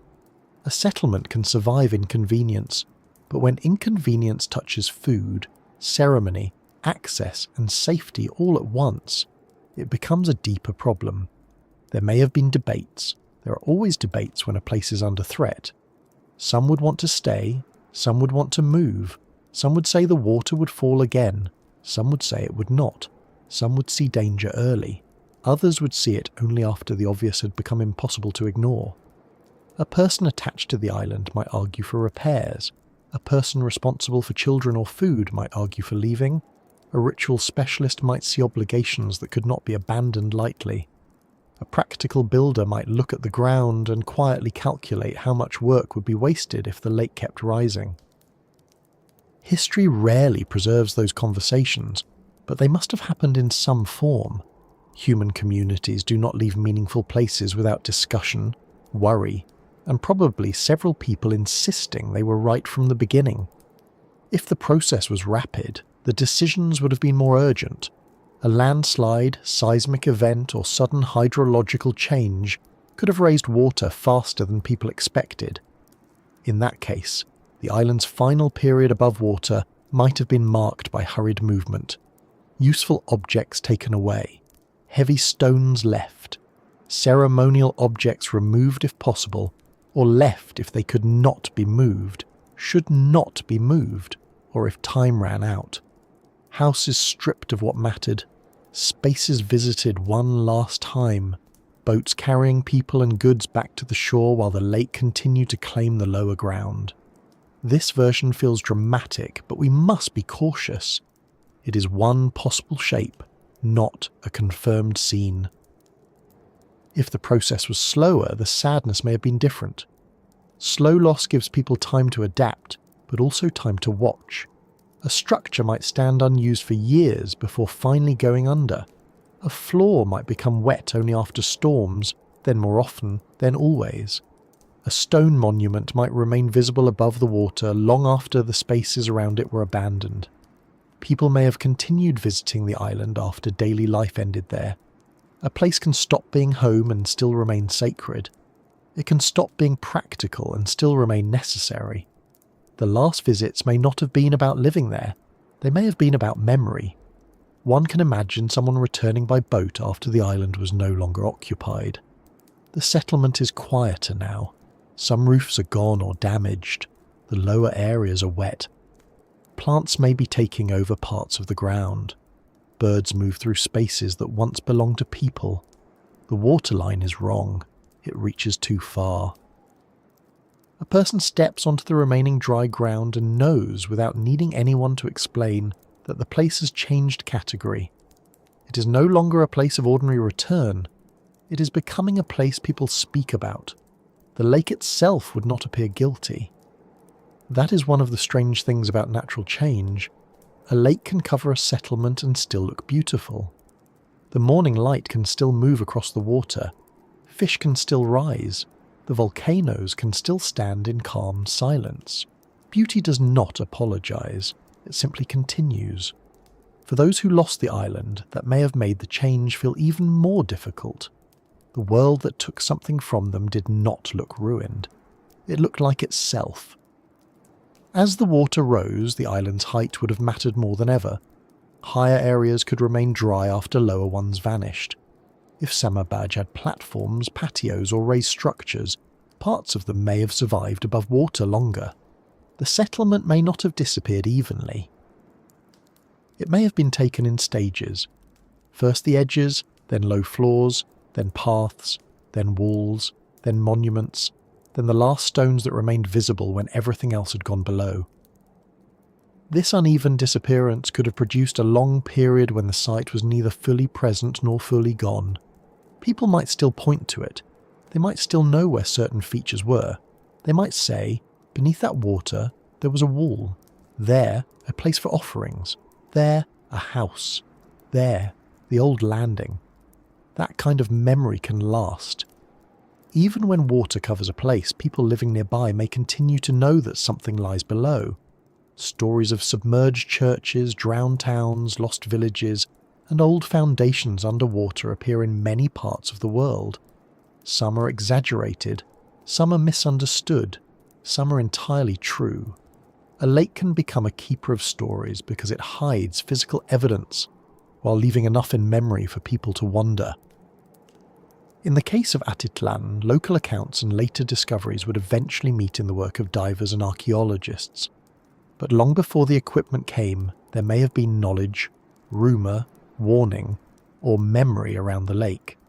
The past does not always wait for archaeology to notice it. For those leaving Samabaj, practical decisions would have come first: where to go, what to take, which relatives or allies could help, where ceremonies should continue, whether stones or objects should be moved, how to maintain obligations tied to the island if the island could no longer be used. If people resettled along the shore or joined other communities, they would carry more than possessions. They would carry names, stories, habits, and claims. They would remember the island as it had been, not as a submerged site. A place lost to water does not vanish from people the moment it vanishes from sight. The physical remains, meanwhile, entered a different kind of time. Once submerged, Samabaj began to change more slowly. Water covered floors and walls, sediment settled. Organic materials decayed or disappeared. Stones remained. Pottery fragments stayed in place or shifted. Fish moved through human spaces without the slightest respect for cultural heritage. Though to be fair, fish have never claimed to be archaeologists. this site became part of the underwater environment. Algae, silt, currents, and depth took over the work of time. The island no longer aged like an inhabited settlement. It aged like a submerged landscape. The phrase, "the day the shoreline disappeared," therefore means more than a date. It means the moment when a place ceased to belong to ordinary life above water. It may have taken months, years, or generations. It may have been marked by a final crossing, a final ceremony, a final removal of objects, or simply the last time someone looked and saw that there was nowhere left to stand. History does not always leave us the courtesy of a clear final scene. Sometimes the final scene is recognised only later, when people realise they have already lived through it. What makes Samabaj so compelling is that the water did not destroy every trace. It covered the site, but it also preserved enough for later recognition. If the lake had risen, and then waves had shattered everything, the story would be harder to tell. If people had removed every stone, there might be little left to find. But the submerged remains suggest that parts of the island's built environment stayed where they were. The lake became a screen, not an eraser. Behind that screen, the stones waited. There is something deeply human in the idea of a place waiting underwater. We're used to thinking of ruins as exposed to sky, covered by vines, baked by sun, or buried under soil. Underwater ruins feel different because they remain hidden from ordinary human movement. You cannot stroll through them. You cannot sit on a wall and look around. You cannot casually trip over a stone and then pretend you meant to do that. You must descend into another environment. Breathing becomes equipment. Vision becomes limited. Time becomes measured in air supply. The lake sets the rules for every visit. For centuries, Samabaj was not gone, but it was removed from easy access. The people around Lake Atitlán continued their lives. Communities changed. Languages endured. Political worlds rose and fell. The Spanish conquest transformed the region. New towns, churches, roads, markets, and forms of power appeared. Generations lived along the shore, sometimes perhaps with stories of things beneath the water, sometimes perhaps without clear knowledge of what exactly rested below. The lake remained beautiful, difficult, useful, and central. Beneath it, the old island kept its shape in silence. It is tempting to call the submergence a disaster and leave it there. For the people who lost the island, it may well have been devastating. But in the long view, the water also created the conditions for rediscovery. That does not make the loss fortunate. It only shows how complicated time can be. What ends one form of life may preserve evidence for another kind of understanding. The same lake that made Samabaj unusable eventually made it extraordinary to modern archaeology. Had the island remained above water, its stones might have been reused, disturbed, looted, farmed over, or built upon. Underwater, they remained harder to reach, hidden but not entirely lost. Still, we should not romanticize the drowning of a settlement. A submerged site is not only a fascinating mystery, it is also the trace of disruption. Behind the wonder are people who had to adapt, people who may have lost homes, ritual spaces, familiar paths, and a place that anchored part of their world. The Maya Atlantis is a striking phrase, but the real story is smaller and more serious. Not a legendary empire punished by the gods, but a community affected by a changing lake in a volcanic landscape. That is enough. It may even be more moving because it is real. The final dry stones of Samabaj may have stood for a while like markers of refusal. Then the water reached them too. A wall became a line below the surface. A floor became lakebed. A ceremonial space became a place for silt to settle. The shoreline moved past the settlement and kept going. The island disappeared from the daily map, but beneath the water its shape did not immediately forget itself.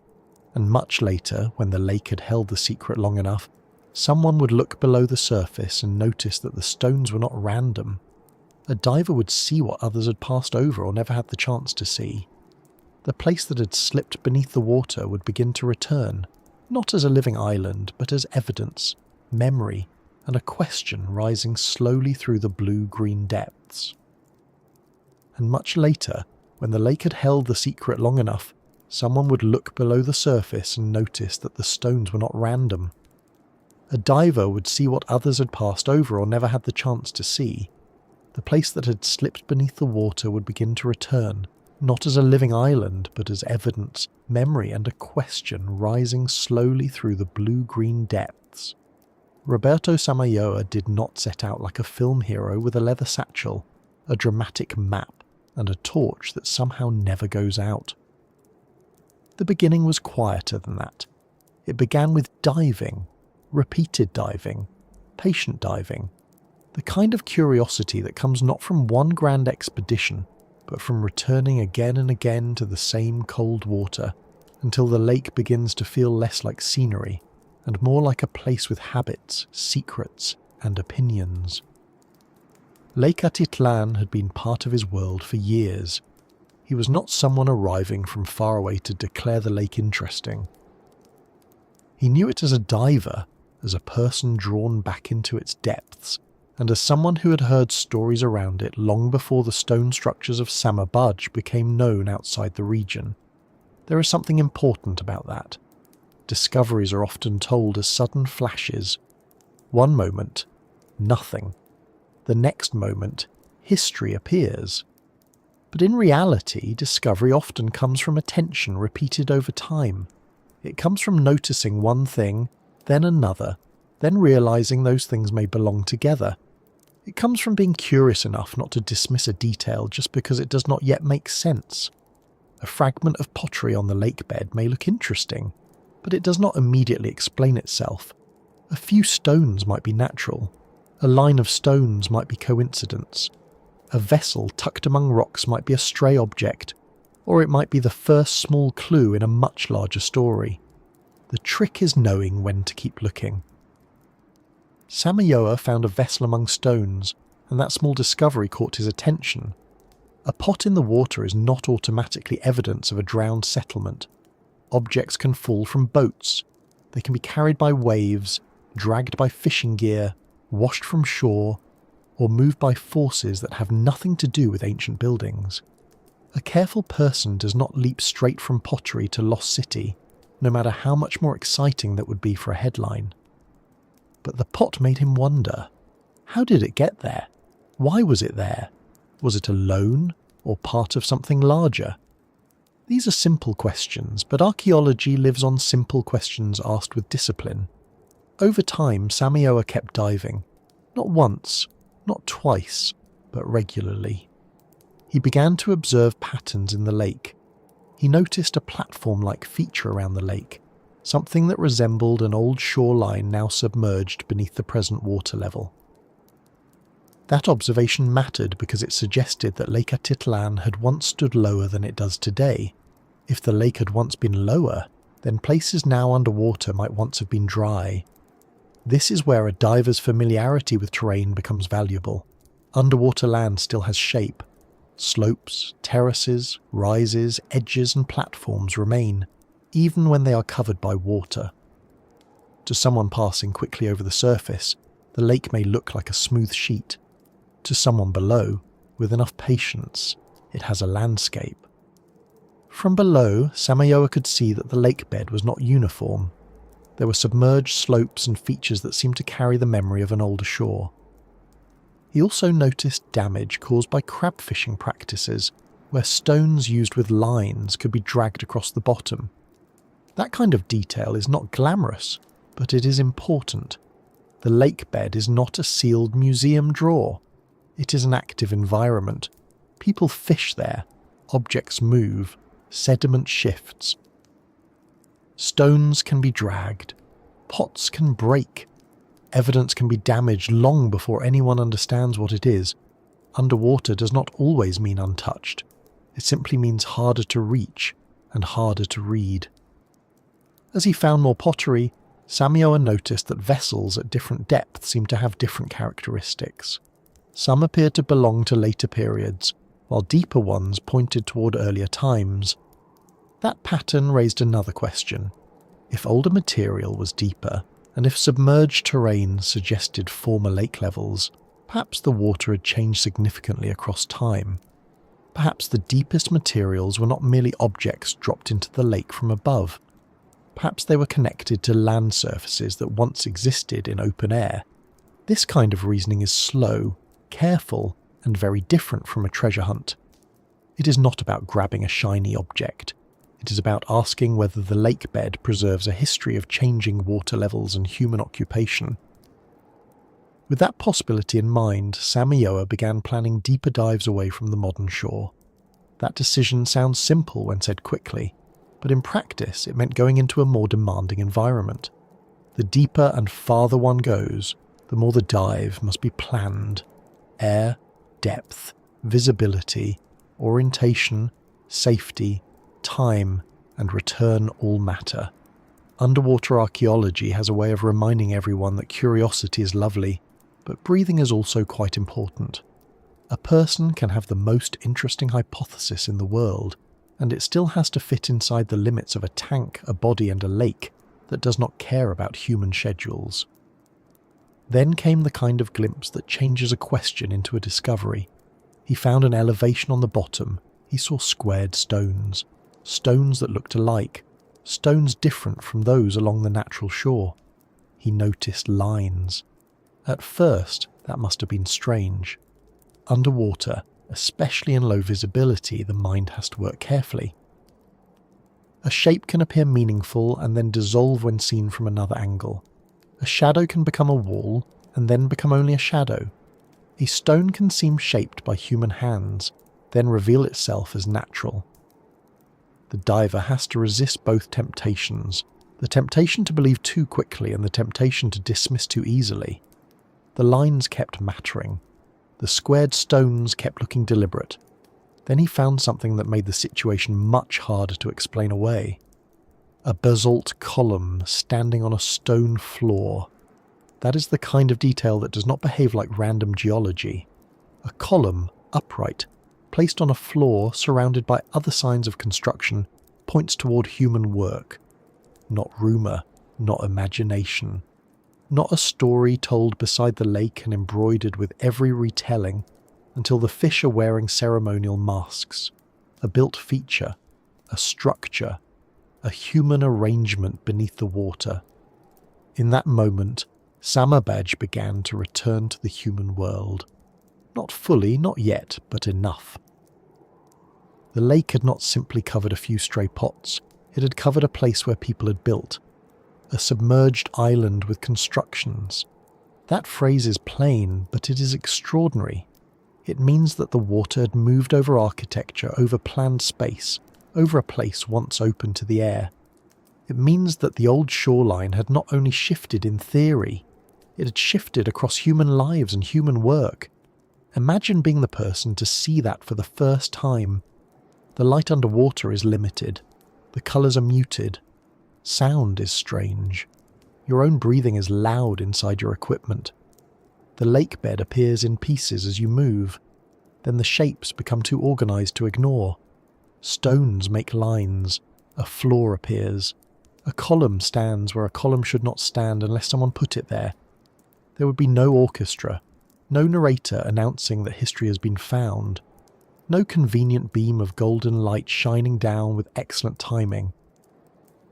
Just a diver, water, stone, and the quiet realization that the lake is holding something much older than anyone expected.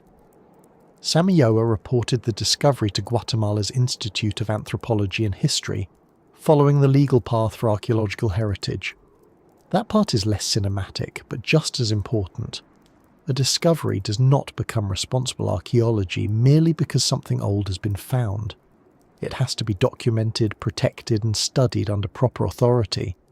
Otherwise, a site can be damaged by enthusiasm, greed, confusion, or the simple human habit of touching things we absolutely should not touch. The world is full of people who see an ancient object and immediately think, I should pick that up. Archaeology, thankfully, is the long discipline of saying, please do not. The site received the name Samabaj. The name is often explained as combining part of Samayoa's surname with a Maya word for stone. It is a memorable name, and in a practical sense it gave researchers and the public a way to refer to the submerged place. But names are never neutral. They carry power. They decide how a place enters conversation. They shape ownership in the imagination. Later discussions around Samabaj would show that the name, the handling of artifacts and the interpretation of the site were not merely academic details. They mattered to communities around the lake, especially the Tzu-Tujil Maya community of Santiago Atitlán. The first glimpse below opened a path, but it also opened questions about who should lead, who should be consulted, and how the site should be cared for. That tension is part of the modern story and it should not be brushed aside. Early underwater work at Samabaj brought attention to a rare and important site, but later UNESCO involvement noted that interventions by Samayoa and archaeologist Sonia Medrano had generated disinformation and discontent in the community of Santiago Atitlán. This does not erase the importance of the discovery. It makes the story more honest. Heritage is not only about finding the past, it is about relationships in the present. A stone underwater may be ancient, but the decisions made about it are modern. Who gets access? Who explains it? Where do recovered objects go? How are local communities informed? Who benefits from the story? These questions can be uncomfortable, but they are necessary. History is much easier when stones stay silent. People, quite rightly, do not. At first, though, Samayoa had to convince others that what he had seen was real. According to later reporting, he was not immediately believed. That is almost a tradition in discovery stories. Someone sees something unusual, tells others, and receives the ancient scholarly response of, "Are you sure?" Which, to be fair, is not always unreasonable. Many strange claims are wrong. Lakes produce reflections, rumours, and very confident mistakes. But in this case, the evidence below the water was not a passing illusion. Samayoa had found structures. He had seen pottery, stone arrangements, and features that pointed toward an ancient site. The lake had been hiding proof, not simply inspiring legends. The mention of local legends is also interesting. Samayoa grew up near the lake, where stories of a sunken church were part of what he had heard from his grandmother. Many communities around the world tell stories about things below water. Some are symbolic, some preserve fragments of memory, some attach known ruins to religious or colonial imagery. Some grow because water is naturally good at encouraging imagination. A lake surface hides everything beneath it so completely that the mind supplies possibilities. A sunken church, a drowned village, a lost road, a bell ringing underwater on certain nights. These stories appear in many places. Most do not lead to an archaeological site, but sometimes a story and a stone meet in the same water. We should not say that the legend directly explained Samabaj. That would be too neat. But it may have helped create curiosity. It may have made the idea of something beneath the lake feel possible. Oral traditions and local stories do not function like excavation reports. They do not usually give coordinates, depths, artifact lists, and politely formatted bibliographies. They carry meaning differently. Sometimes they preserve memory in altered form, sometimes they warn, sometimes they entertain, sometimes they simply keep alive the feeling that a place has more beneath it than the eye can see. In the case of Samabaj, the old stories and the underwater evidence became part of the same larger atmosphere of mystery around Lake Atitlán. Professional archaeological work later began to map and document the site in more systematic ways. Sonar, diving surveys, measurements, photographs, and excavation helped turn scattered observations into an archaeological record. The site was reported as covering about 400 square metres, with buildings, monuments, and altars identified in the underwater area. Researchers described it as an important ceremonial place, perhaps one that drew people from the surrounding region. This does not mean that every early idea about Samabaj should be accepted without question. Archaeology develops over time.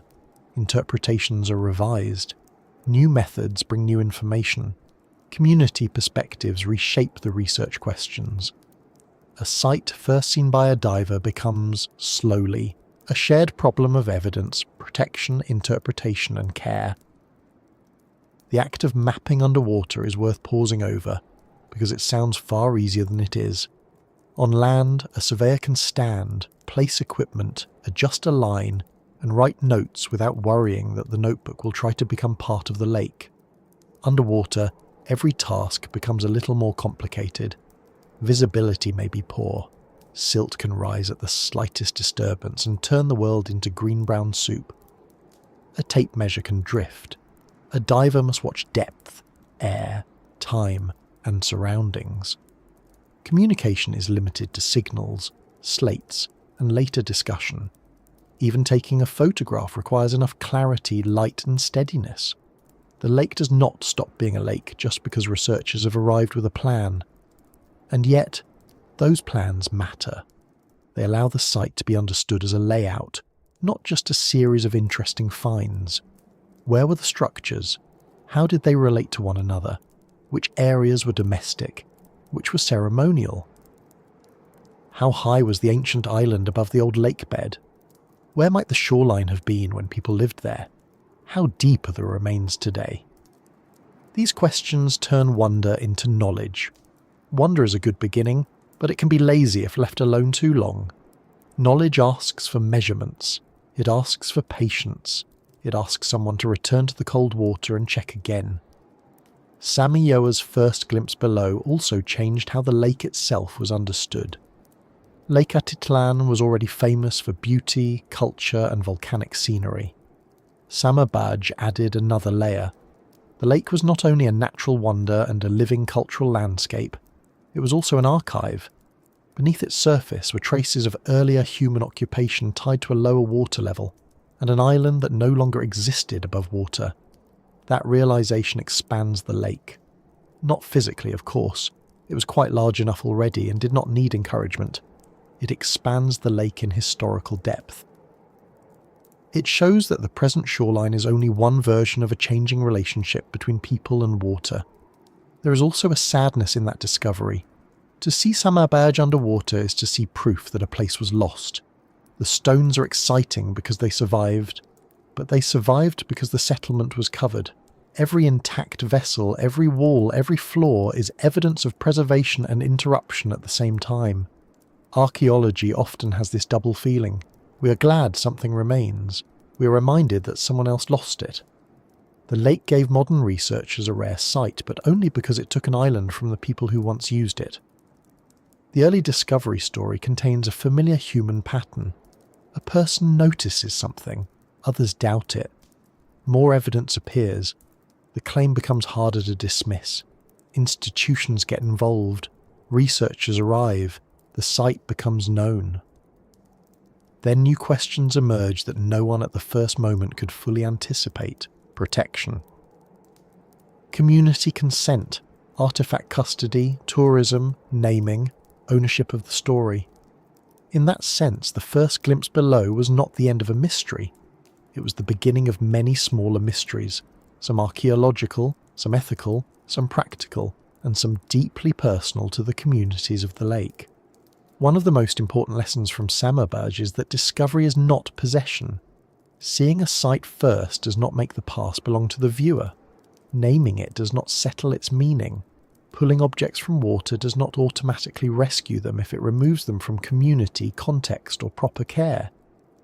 Archaeology has spent much of its history learning this lesson slowly, sometimes after doing harm. Today, the best work tries to recognise that cultural heritage belongs within relationships. Researchers, governments, indigenous authorities, local communities, and conservation experts all have roles. The stones may be ancient, but responsibility is current. For Samioa, the first finds appear to have awakened a sense that Lake Atitlán held a cultural identity beneath its waters that was not widely known and was at risk. That sense of urgency can be powerful. It can lead to protection and awareness. It can also lead to difficult questions when different people disagree about what protection should look like. A museum can inform, but it can also remove objects from their place. A recovered artifact can be conserved, but it can also become separated from the community that sees it as ancestral heritage. A site can become famous, but fame can attract looters, careless divers, and tourism that turns sacred places into checklists. Every act of revealing has consequences. So we return to that first underwater moment with a more careful understanding. The diver did not simply find a lost city. He found the visible edge of a complicated heritage landscape. He found evidence of an ancient island. He found pottery, stone lines, and structures. He found something that linked geology, Maya settlement, lake history, and modern community identity. He also found a place that would need protection from the very attention discovery brought to it. That is the awkward bargain of archaeology. To protect something, people must know it exists. Once they know it exists, it may need even more protection. Picture him again underwater, before the reports, before the debates, before the mapping, before the headlines that called the place the Maya Atlantis. There is no title yet, no polished documentary phrase, no tidy explanation. There is just the lake and the shapes below, a vessel among stones, a submerged platform, a rise on the lake bed, squared stones forming lines, a basalt column standing on a floor, the mind slowly making the turn from curiosity to recognition. Not random, not natural, not recent, human. That recognition is one of the quietest and most powerful moments in archaeology. It is the moment when a place stops being anonymous. The stones do not move, but the meaning changes around them. Before, they were shapes beneath water. After, they were architecture. Before, the pottery was scattered material. After, it was evidence of occupation, movement, and time. Before, the lake bed was only lake bed. After, it was the surface of an older human world. And once Samabaj had been recognised, the next challenge was to see it clearly. Not in the quick way of a single dive, but in the careful way of research. Divers would need to return, lines would need to be measured, features would need to be mapped, ceramics would need to be studied, the layout would need to be understood. The water that had hidden the site for so long would now become the working environment for those trying to record it, one slow descent at a time. The water that had hidden the site for so long would now become the working environment for those trying to record it, one slow descent at a time. Diving through Samabaj is not like walking through an ancient city with clear paths, dry stones, and a helpful sign that says, "Public ceremonial area this way." Underwater, even a simple wall becomes a problem to understand. It appears in pieces. A line of stones comes into view, then disappears behind a cloud of disturbed sediment. A floor may be visible for a moment, then the lake bed turns cloudy because someone moved too close to the bottom. A monument may be only a dark, upright shape until the diver gets nearer, checks position, controls breathing, and tries not to stir up the very evidence everyone came to see. This is one of the first things to understand about underwater archaeology at Samabaj. The lake does not give researchers a clean view. It gives them fragments, a shape here, a corner there, a line that may be a wall, a cluster that may be collapse, a stone that may be natural until its flat face and careful placement suggest otherwise. The diver must build the site in the mind before it can be drawn on paper. That takes time, training, repetition, and a great deal of patience. It also takes the ability to remain calm while floating over a 2,000-year-old settlement with limited visibility, a limited air supply, and equipment that is never quite as graceful as one would hope. On land, archaeologists can return to the same wall, stand beside it, measure it, talk about it, and point to a feature with a pencil. Underwater, pointing is still possible, but it is less elegant. Gloves, bubbles, masks, hand signals, slates, ropes, and movement all become part of communication. A A conversation that would take 2 minutes on land may become a series of gestures followed by a long discussion afterward, once everyone is back on the surface and no longer speaking through equipment. Underwater, even agreement can look like a slow nod in a mask, which is not always as satisfying as one might like. At Samabaj, the researchers had to develop practical methods for recording the site. They used earlier video as a guide, made a plastic reference plan that could be carried into the water, marked working areas with a buoy, and used rope to outline structures. That rope was not a decorative touch. It was a solution to a real problem. When divers measure stones on the lake bed, sediment rises easily. The bottom can become cloudy. Visibility can drop. A wall that was visible a minute ago may vanish behind a soft brown haze, like the lake has decided to pull a curtain across the scene. A rope marking the perimeter allowed divers to find the structure again when the view became poor. It is archaeology with a safety line, a measuring plan, and the constant awareness that the lake prefers to keep things slightly difficult. Each stone had to be measured: width, length, spacing, relation to the wall. Stones that were out of place were not simply ignored, but they were treated carefully. A displaced stone can be part of collapse, disturbance, or a later movement. It may matter, but only if it can be understood in relation to the structure. This is the slow discipline behind the story. The phrase "drowned Maya world" sounds dramatic. The work itself often means measuring stone after stone, writing down numbers, checking positions, and later drawing the layout after each dive. The romance of discovery quickly becomes the labour of documentation. That is not a disappointment. That is how the mystery becomes useful knowledge. In total, the project recorded 11 groups, including 28 structures and 10 monuments. Those numbers help us step away from the idea of one isolated object beneath the lake. Samabaj was not a single pot, a single wall, or a lone stone column. It was a built landscape.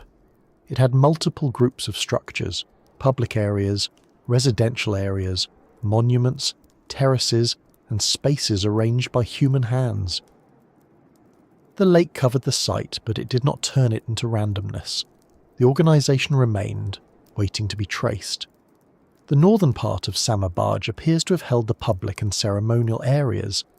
This makes sense when we remember that different parts of the old island sat at different elevations. Higher ground would remain dry longer when the lake rose. It may also have been chosen because of visibility, terrain, existing natural rock, or ritual importance. Archaeologists recorded public groups and monuments in that sector. The western area, lower than the public sector, has been interpreted as more residential. This gives the site a shape that feels familiar in human terms. Places to gather, places to mark meaning, places to live, places where daily activity and ceremony existed close enough to belong to the same community. One public group included a terrace more than 18 metres long, built with large stones. Some of those stones were high, and the construction seems to have incorporated natural rock as part of its core. That is an important detail. Ancient builders did not always erase the natural shape of a place. Sometimes they worked with it. A large rock could become part of a platform. A natural rise could become the centre of construction. The builder does not always begin with a blank page. More often, the land is already full of suggestions. At Samabaj, the builders appear to have used natural features and added stonework around them, making a built form out of what the island already offered. In that same area stood a monument, an igneous stone column less than a metre tall, with an altar-like stone in front of it. Around it were other flat stones that may have formed part of paving. Nearby, another smooth stela and a rounded altar were recorded. These details matter because they show that the public areas were not simply open spaces with convenient rocks. They had formal features, they had markers, they had places where action could be centred. Whether we call them monuments, stelae, altars, or ceremonial stones, they indicate that people intended certain points on the island to receive attention. Underwater, those features no longer function as they once did. A stela that may have stood in open air is now a shape in reduced light. An altar that may once have received offerings now receives sediment. A terrace that once held movement now holds fish, silt, and the careful approach of divers. The physical object remains, but its environment has changed completely. That is part of what makes Samabaj so strange. The structures have not moved far, yet the world around them has been transformed. A monument in air and a monument underwater are the same stone, but they are not the same experience. There was also a group where a large natural rock about 3 meters high and nearly 10 meters long formed the core of a structure. A wall was built around it, creating a kind of base. This is a wonderful example of how natural landscape and human construction can merge. The builders did not need to move a giant rock. They used it. They shaped space around it. They turned it into part of a built feature. Underwater, such a structure could easily confuse the eye at first. Is it geology? Is it architecture? Is it a natural boulder with stones around it by chance? The answer depends on the arrangement, the cut faces, the wall lines, and the relationship to nearby features. Archaeology is often the art of deciding when nature has had help. The residential areas would have felt different. They may not have had the same formal monuments, but they are just as important. A place of ceremony tells us something about belief and public life. A residential area tells us how people lived close to that ceremonial world. It brings us back to cooking, storage, sleeping, repairing, cleaning, preparing food, caring for children, and doing all the daily things that rarely get carved into monuments, but keep any community alive. If Samabaj had public and residential sectors, then it was not simply a ceremonial platform lost beneath the water. It was a settlement with organised human activity. A drowned house wall is easy to overlook if one is looking only for the spectacular. It may not have the presence of a monument. It may not look impressive in a photograph. But a house wall is one of the most intimate archaeological things a person can find. It says, someone arranged life here. Someone stepped through this space when it was dry. Someone stored things here. Someone may have swept this floor, repaired this wall, or sat nearby after a long day. Public monuments can speak in large terms. Domestic structures speak in smaller ones, and often those smaller terms are where the past feels closest. The divers had to move through these areas without damaging them. That is harder than it sounds. A careless movement underwater can do what a careless boot might do on land. Except underwater, the mistake may be harder to see immediately. A fin kick can lift sediment. A hand placed in the wrong spot can disturb a stone. A measuring line pulled too quickly can shift a loose fragment. The work demands slow movement. Not the slow movement of relaxation, but the slow movement of concentration. A diver must think about where the body is, where the equipment is, where the bubbles are going, and where the next measurement needs to be taken. It is a very physical kind of thinking. The lake's depth also changes the work. Samabaj lies below the surface, not in ankle-deep water where someone can simply roll up their trousers and become an archaeologist for the afternoon. The site requires real diving. Depth affects how long a person can stay, how much air is used, how the body responds, and how carefully the dive must be planned. Lake Atitlán is also at high altitude, which adds another layer of diving complexity. A dive there is not the same as a dive at sea level. The body, the pressure, the decompression calculations, and the safety planning must all be treated seriously. The lake may look calm from the surface, but below it the work is technical. This is why underwater archaeologists are not just archaeologists who happen to be damp.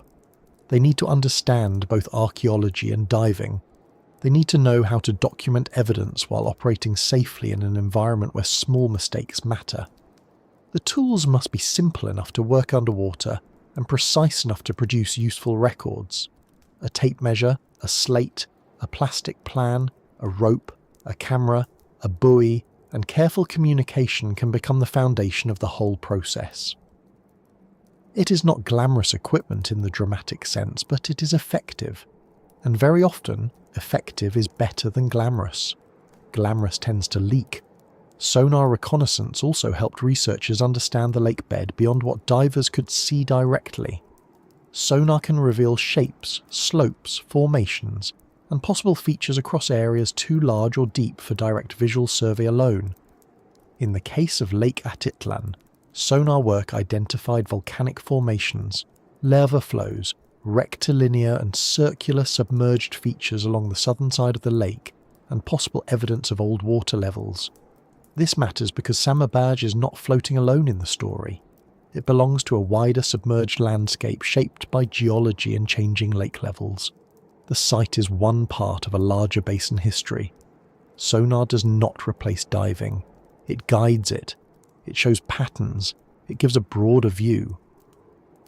But a sonar image cannot kneel beside a stone, examine its face, notice how it fits against another stone, or recognize the small details that turn a shape into a wall. For that, divers return. The best understanding comes from combining methods, the big picture from geophysics, the close detail from direct observation, the interpretation from archaeology, the local context from the people who know the lake. Each piece alone is incomplete. Together, they begin to make the drowned world readable. One of the challenges at Samabaj is distinguishing natural volcanic formations from human construction. Around Lake Atitlán, nature makes dramatic shapes. Lava flows, rocks, slopes, and old shorelines can create lines and patterns that might fool a person at first glance. A volcanic landscape is not a plain background on which human work appears neatly labelled. It is full of strong forms. That means archaeologists must be careful. A circular shape may be natural. A straight line may be geological. A cluster may be collapse. But when multiple features line up with construction logic, when stones are squared, when terraces and walls are measured, when monuments appear in relation to built spaces, the interpretation becomes stronger. This cautious process is important because Samabaj has often been called the Maya Atlantis. That phrase makes the imagination run ahead of the evidence. It suggests a complete lost city, perfectly preserved, waiting like a stage set beneath the lake. The reality is more interesting and more difficult. Divers do not swim through tall temples with open doorways and intact rooms. They move across submerged remains, walls, terraces, stones, monuments, and surfaces that must be studied carefully. The site is extraordinary, but not in the cartoon way. It is extraordinary because it is real, fragile, and specific. Think of the diver's view. The water filters the light, colours shift, distance is hard to judge. A stone structure appears gradually, not all at once. The diver follows a rope or line, checks the plan, measures one feature, records another. Bubbles rise, sediment moves. A fish passes through the frame as if the whole operation is slightly inconvenient. The ancient settlement is there, but it does not present itself like a museum exhibit. It has to be approached slowly. It has to be earned by careful work. The mapping of Samabaj turned the underwater remains into a plan that could be studied from above. That is a powerful transformation. Underwater, the site is experienced in fragments. On a plan, it becomes a layout. Structures relate to each other. Groups can be compared. Public spaces can be separated from residential areas. Monuments can be positioned. Depths can be noted. The drowned island starts to regain its shape. Not as it looked to the people who lived there, but as a record we can read. Still, a plan is not the place. It is a translation. Useful, necessary, but incomplete. A plan cannot capture the weight of the water, the sound of breathing, the limited visibility, or the way a monument appears out of the lake bed. It cannot capture the feeling of seeing a structure that should be under sky, but is instead under water. That feeling is part of why Samabaj holds attention. It is not only a site to be measured, it is a site that asks the viewer to imagine a changed world. The preserved ceramics also contribute to that changed world. Pottery helps date the site and understand its use, But underwater it also reminds us of the moment of submergence. Vessels and fragments found in relation to structures suggest activities that once took place above water. Some may have been ordinary household items, others may have been linked to ritual. Their survival gives detail to the stone layout. Walls tell us where space was arranged. Ceramics tell us something about what people did there. A floor without objects is a surface. A floor with ceramics becomes a place of action. Underwater, artifacts must be treated with extra caution. Removing an object may seem like saving it, but without proper recording, conservation and community agreement, removal can destroy information. An object's position is part of its meaning. If a vessel is lifted without recording where it sat, what it was near, and how it related to the surrounding features, part of its story is lost. Waterlogged or submerged materials can also change when exposed to air. Conservation is not just putting something on a shelf and admiring it. It is chemistry, patience, and sometimes a lot of paperwork, which may be the least romantic but most reliable guardian of the past. The UNESCO mission and later community-engaged work around Lake Atitlán have emphasised that Samabaj should be understood within a broader cultural landscape and with the participation of the Tzutujilmaya community. This changes the way the underwater work should be imagined. It is not simply a team of divers descending into an empty lake. It is research in a place where living communities have cultural ties, knowledge, and legitimate interests. The lake is not only an archaeological zone, it is home, resource, memory, and identity. Any careful work there must respect that. Diving through Samabaj, then, means moving through more than stones. It means moving through a site where geology, ancient life, modern research, indigenous heritage, and environmental change meet. A diver may see a terrace. An archaeologist may see a public construction. A local community member may see ancestral heritage. A conservation expert may see risk. A government official may see management responsibilities. A tourist brochure may see a headline. All of those views gather around the same underwater stones, and not all of them have the same priorities. That is why care matters. The lake itself continues to act on the site. Sediment settles, visibility changes. Human activity can disturb remains. Unauthorized diving, fishing practices, and tourism interest can create risks. At the same time, the water protects the site from some of the damage that would occur on land. This is the difficult balance of submerged heritage.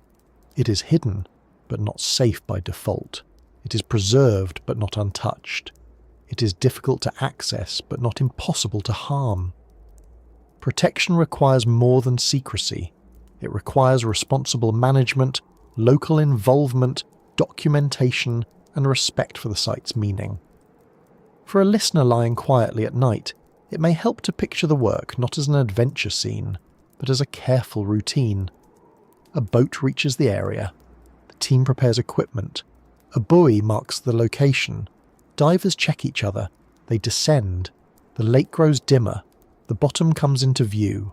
A rope leads the way to the structure. One diver holds position. Another measures. A slate is marked. Stones are checked against the plan. A photograph is taken. Sediment rises, and everyone waits for it to settle. Then another measurement, another stone, another wall segment. The ancient island is rebuilt in notes, one patient record at a time. There is a quiet satisfaction in that kind of work. It does not need a dramatic reveal every minute. Most of the progress is small, a wall line confirmed, a monument positioned, a group mapped, a depth recorded, a feature compared with an earlier drawing. These small actions are how a submerged settlement becomes known, not through a single grand answer, but through many careful observations that agree with one another. And as the plan grows clearer, the island before the water rose becomes easier to imagine. The public areas in the higher sector, the residential spaces lower down, the terraces and monuments, the routes between them, the old shoreline somewhere beyond the present depth, the lake level lower than today, the volcanoes still around it, people crossing from shore to island, smoke rising. Stones standing in open air, houses occupied, Ceremonial space is used, then water changing everything. The divers see the result from the other side of that change. They approach from above, through the lake that ended the island's life as dry ground. Their lights pass over walls that once caught sunlight. Their measuring lines stretch across floors that once held footsteps.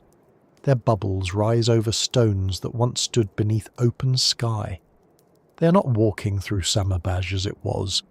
They are reading what remains after water, time and sediment have rewritten the setting. Even so, the site still has enough structure to speak. Not in sentences, not with the full detail we might want, but in the language of placement, stone, depth and pattern. It says there was land here. It says people built here. It says there were places to live and places to gather. It says the lake was lower. It says the water rose. It says the island did not vanish into myth, but into a real lake, in a real landscape, where its stones could still be found by those willing to descend slowly and look closely. From there, the question becomes wider. Once the structures are mapped and the stones are recognised, Samabaj can no longer be treated only as a lost place. It becomes part of the living story of Lake Atitlán.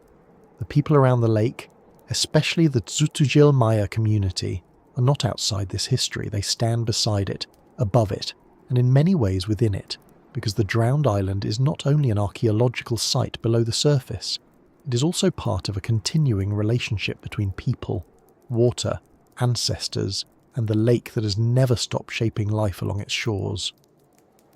The drowned island is not only an archaeological site below the surface, it is also part of a continuing relationship between people, water, ancestors, and the lake that has never stopped shaping life along its shores. This is where the story of Samabaj becomes quieter, and in some ways more important, because once the stones have been mapped, once the divers have returned to the surface, once the photographs have been taken and the plans have been drawn, there is still a question waiting on the shore. Whose past is this? Not in the narrow sense of who discovered it first, or who wrote the first report, or whose name appears on a museum label. Those questions matter, but they do not reach the deepest part of the issue. The larger question is about belonging. A submerged site can sit underwater, but it does not float outside history. It belongs to a place. It belongs to a landscape. It belongs to memory, language, community, and responsibility.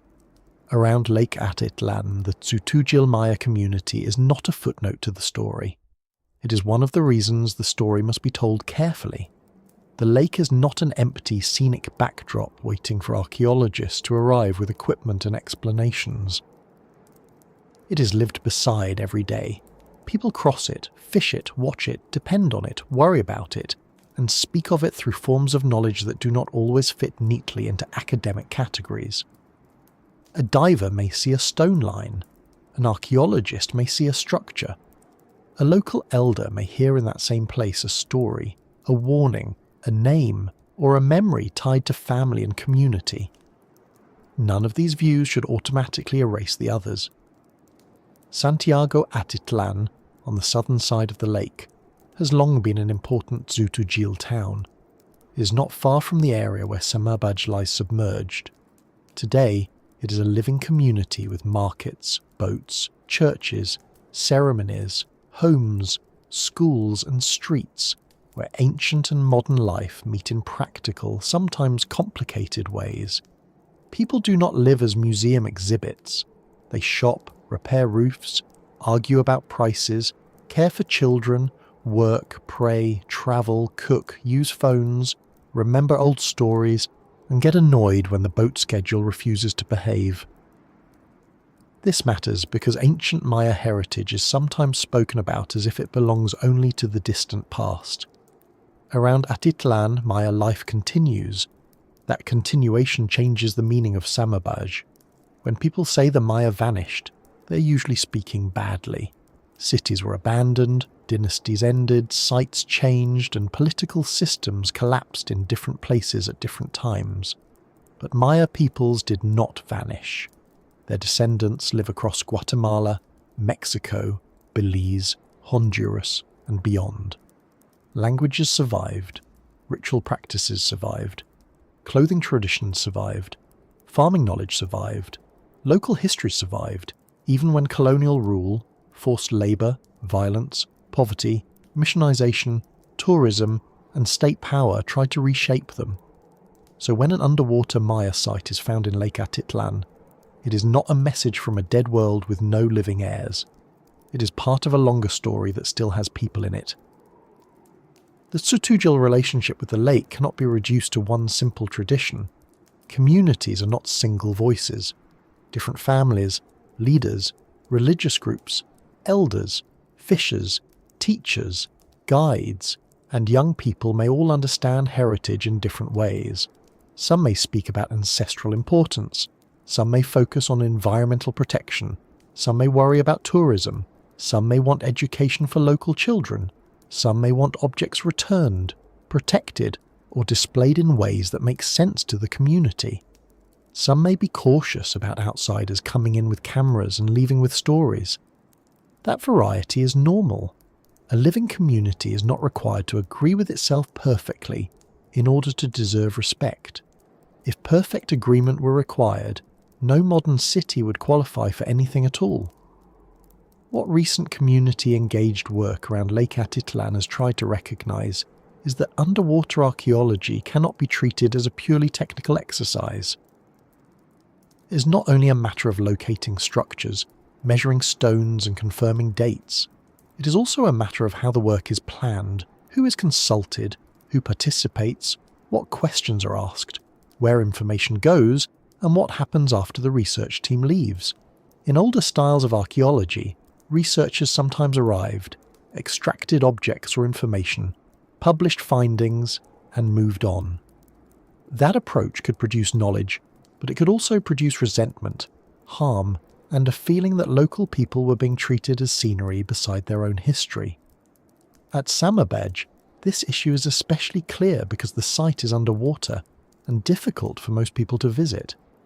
A ruin on land can sometimes be walked through, even if access is controlled. A submerged site is different.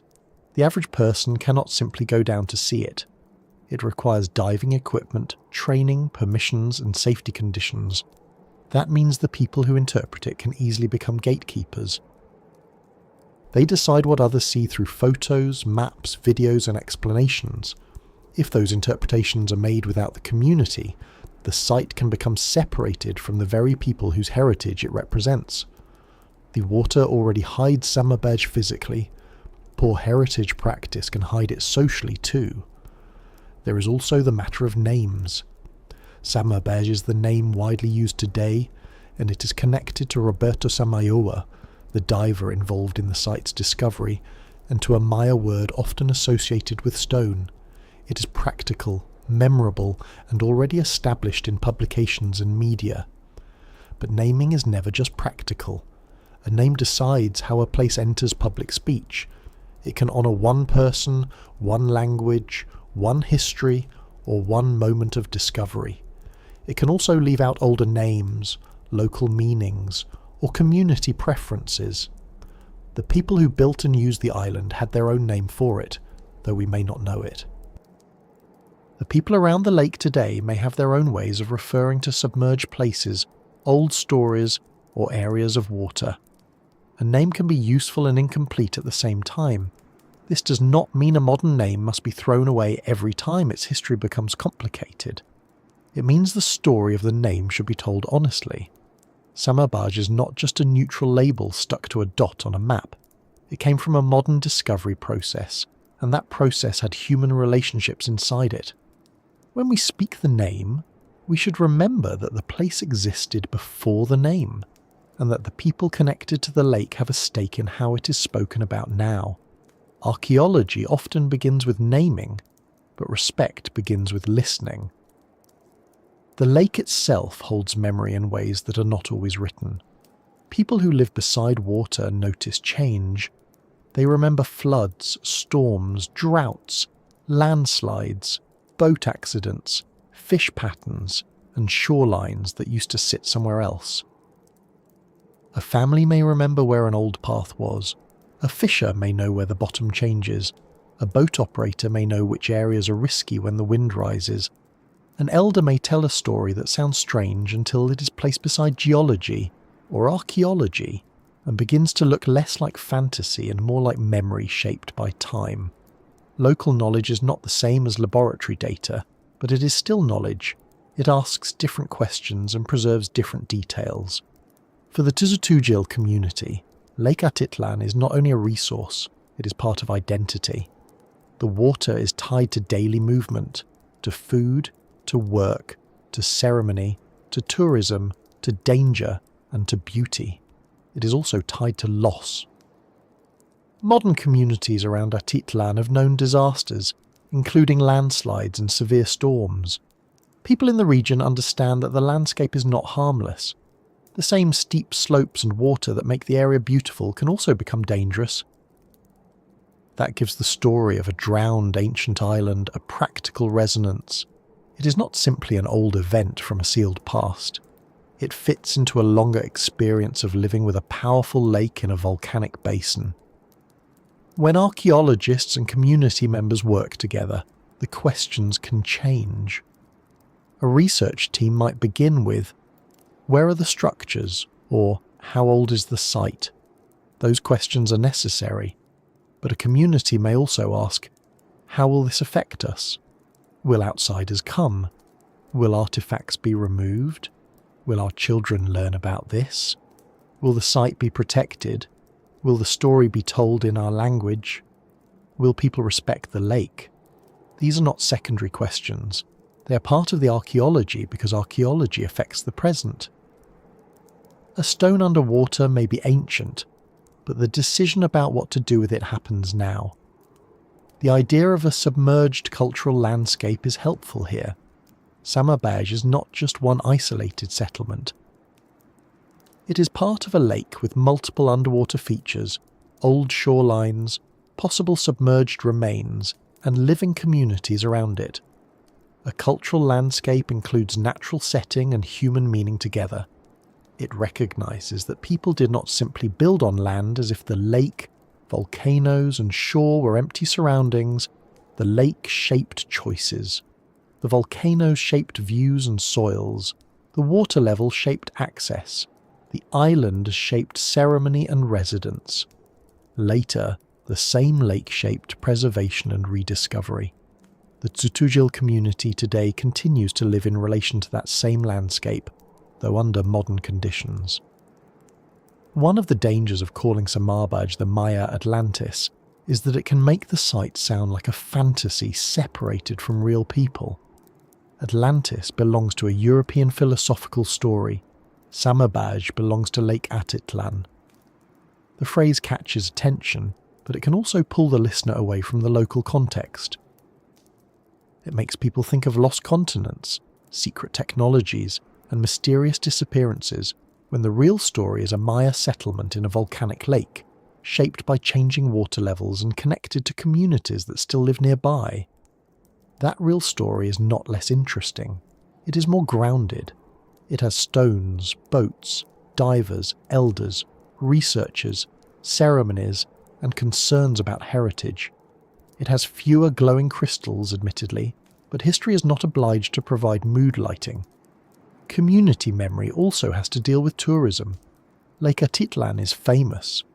People come from around the world to see its views, stay in its towns, climb its volcanoes, buy textiles, take boat rides, attend retreats, and photograph the water at sunrise.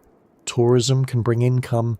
It can also bring pressure, distortion, and a tendency to turn culture into something packaged for visitors. A submerged site like Samabaj could easily become a marketing phrase, especially with a name like Maya Atlantis attached to it. That is why local participation matters. If Samabaj is presented only as an exotic attraction, then the site is being used. If it is presented as part of living Maya heritage, with community involvement and careful protection, then it can educate without flattening the story. There is a practical problem too. Increased attention can invite unauthorized diving, looting, careless exploration, and damage. Underwater sites are fragile. A person does not have to be malicious to cause harm. Curiosity is enough when it is not guided by respect. Someone might move a stone to see what is underneath. Someone might pick up a pottery fragment as a souvenir. Someone might anchor in a bad place. Someone might share a location too widely. Each small action can remove context, disturb sediment, or damage remains. Heritage protection is often a long battle against the phrase, "I just wanted to look." Looking is not always harmless. The Tsutujil perspective helps bring the lake back into the centre of the story. From a purely outside view, the lake might be treated as an obstacle between researchers and the site. From a local view, the lake is not just an obstacle. It is a living part of the landscape. It has moods, dangers, uses, and meanings.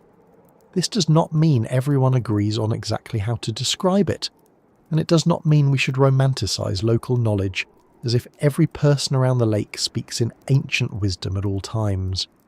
People are people. Some are deeply connected to traditions.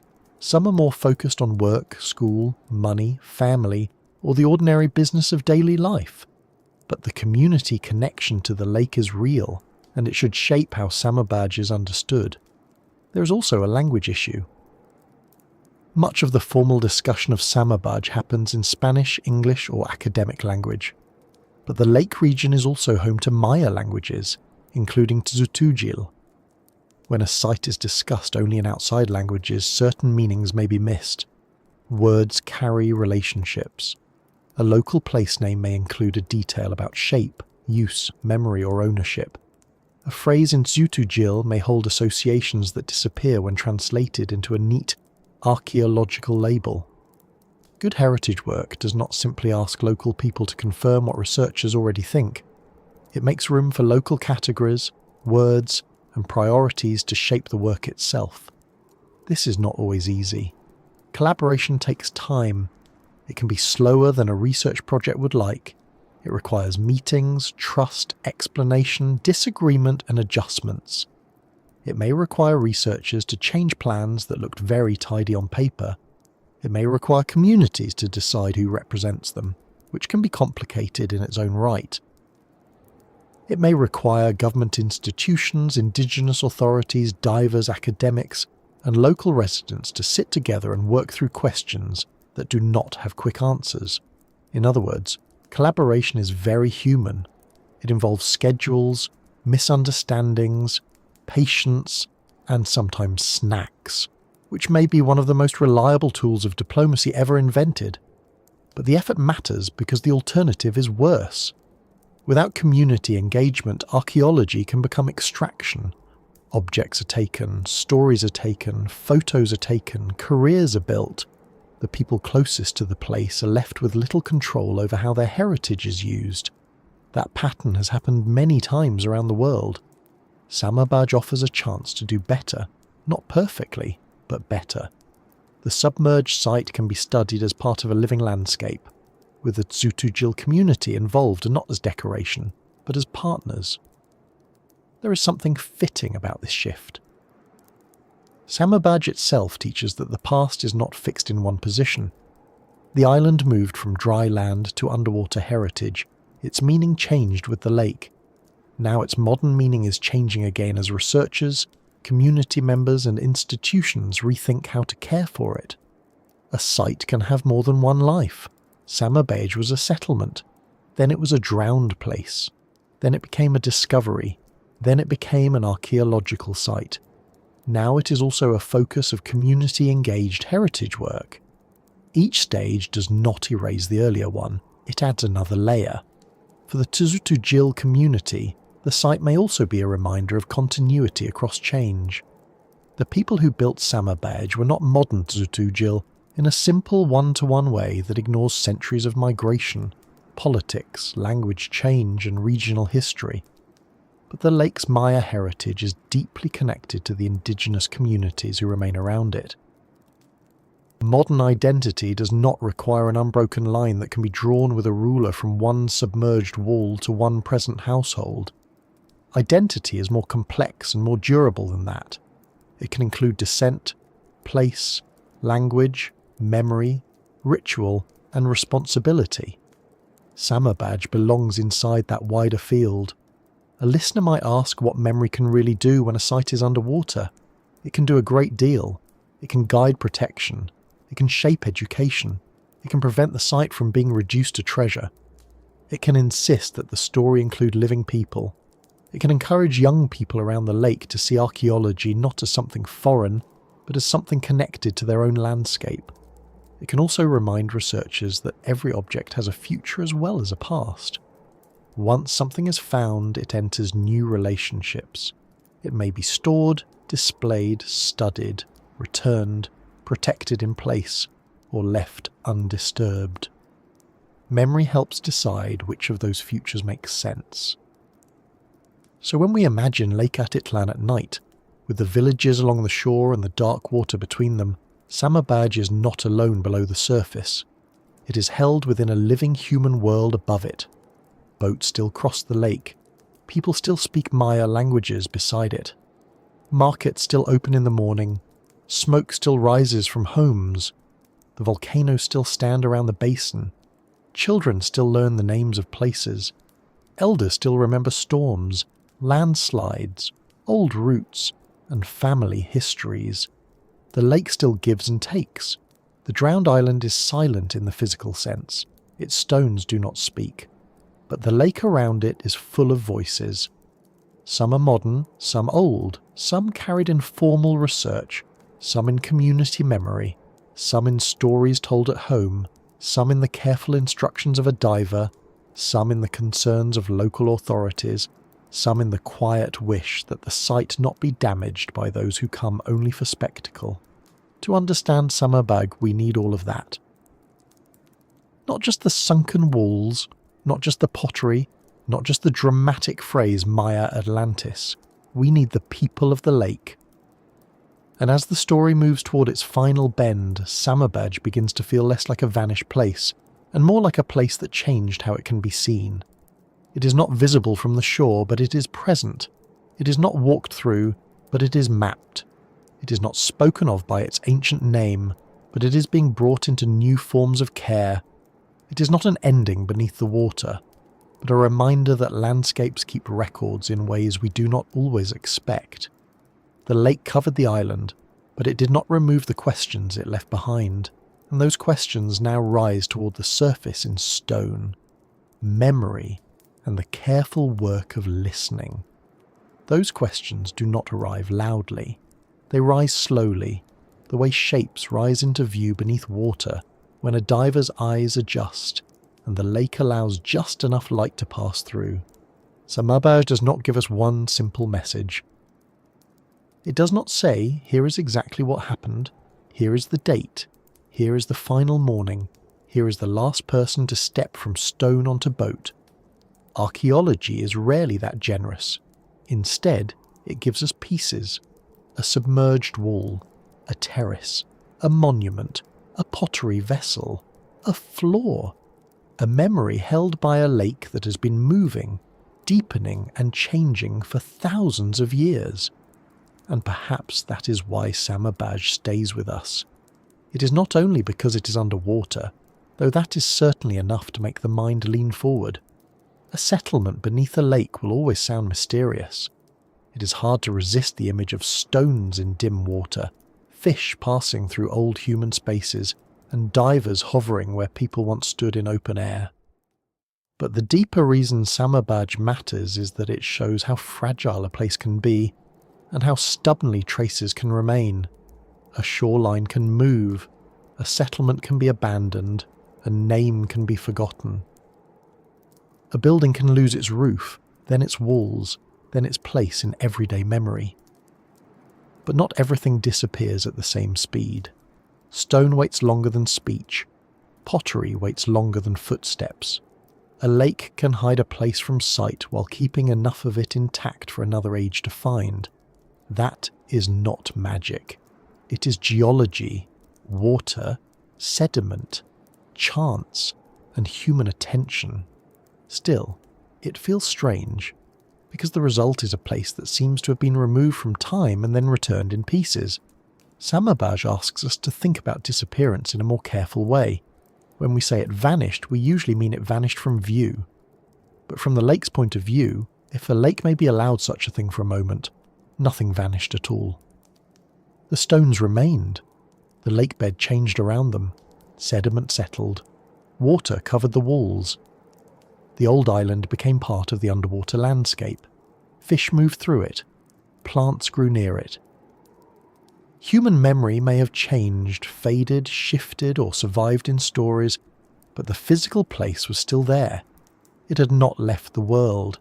It had simply become harder for humans to reach, and humans often confuse hard to reach with gone. This is something worth remembering far beyond Lake Atitlán. The past is not always visible. It is not always arranged in clean ruins with paths, labels, and ticket booths. Sometimes it lies under a city street. Sometimes it is beneath a field. Sometimes it is inside a word people still use without knowing how old it is. Sometimes it is carried in a ceremony, a recipe, a warning, a place name, or a story told by a grandparent. And sometimes, as at Samabaj, it rests underwater, where the usual rules of looking do not apply. You cannot simply walk up to it. You must prepare, descend, and accept that the place will show itself only partly. The submerged stones also remind us that ancient people lived with environmental change long before modern scientists had terms for it. The people of Samabaj did not have satellite measurements, geological models, or a government office sending polite notices about rising water levels. They had the lake itself, they had observation, they had memory, they had the marks of water on stone, the behaviour of rain, the condition of paths, the safety of boat landings, the words of elders, and the practical knowledge that comes from living close to a powerful landscape. If the lake rose slowly, they would have noticed it through repeated inconvenience. If it rose quickly, they would have known it through urgency.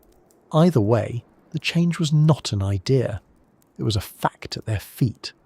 There is something very direct about that. A lake does not need to explain itself before it changes your life. It rises, and the place where you stood yesterday is wet. It reaches a wall, and the wall becomes harder to use.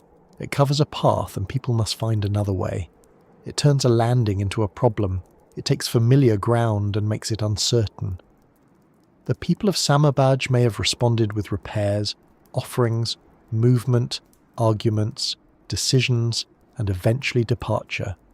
We do not know the exact order, but the stones below the water tell us that a human place met a changing lake, and the lake won the physical argument. That does not make the lake an enemy.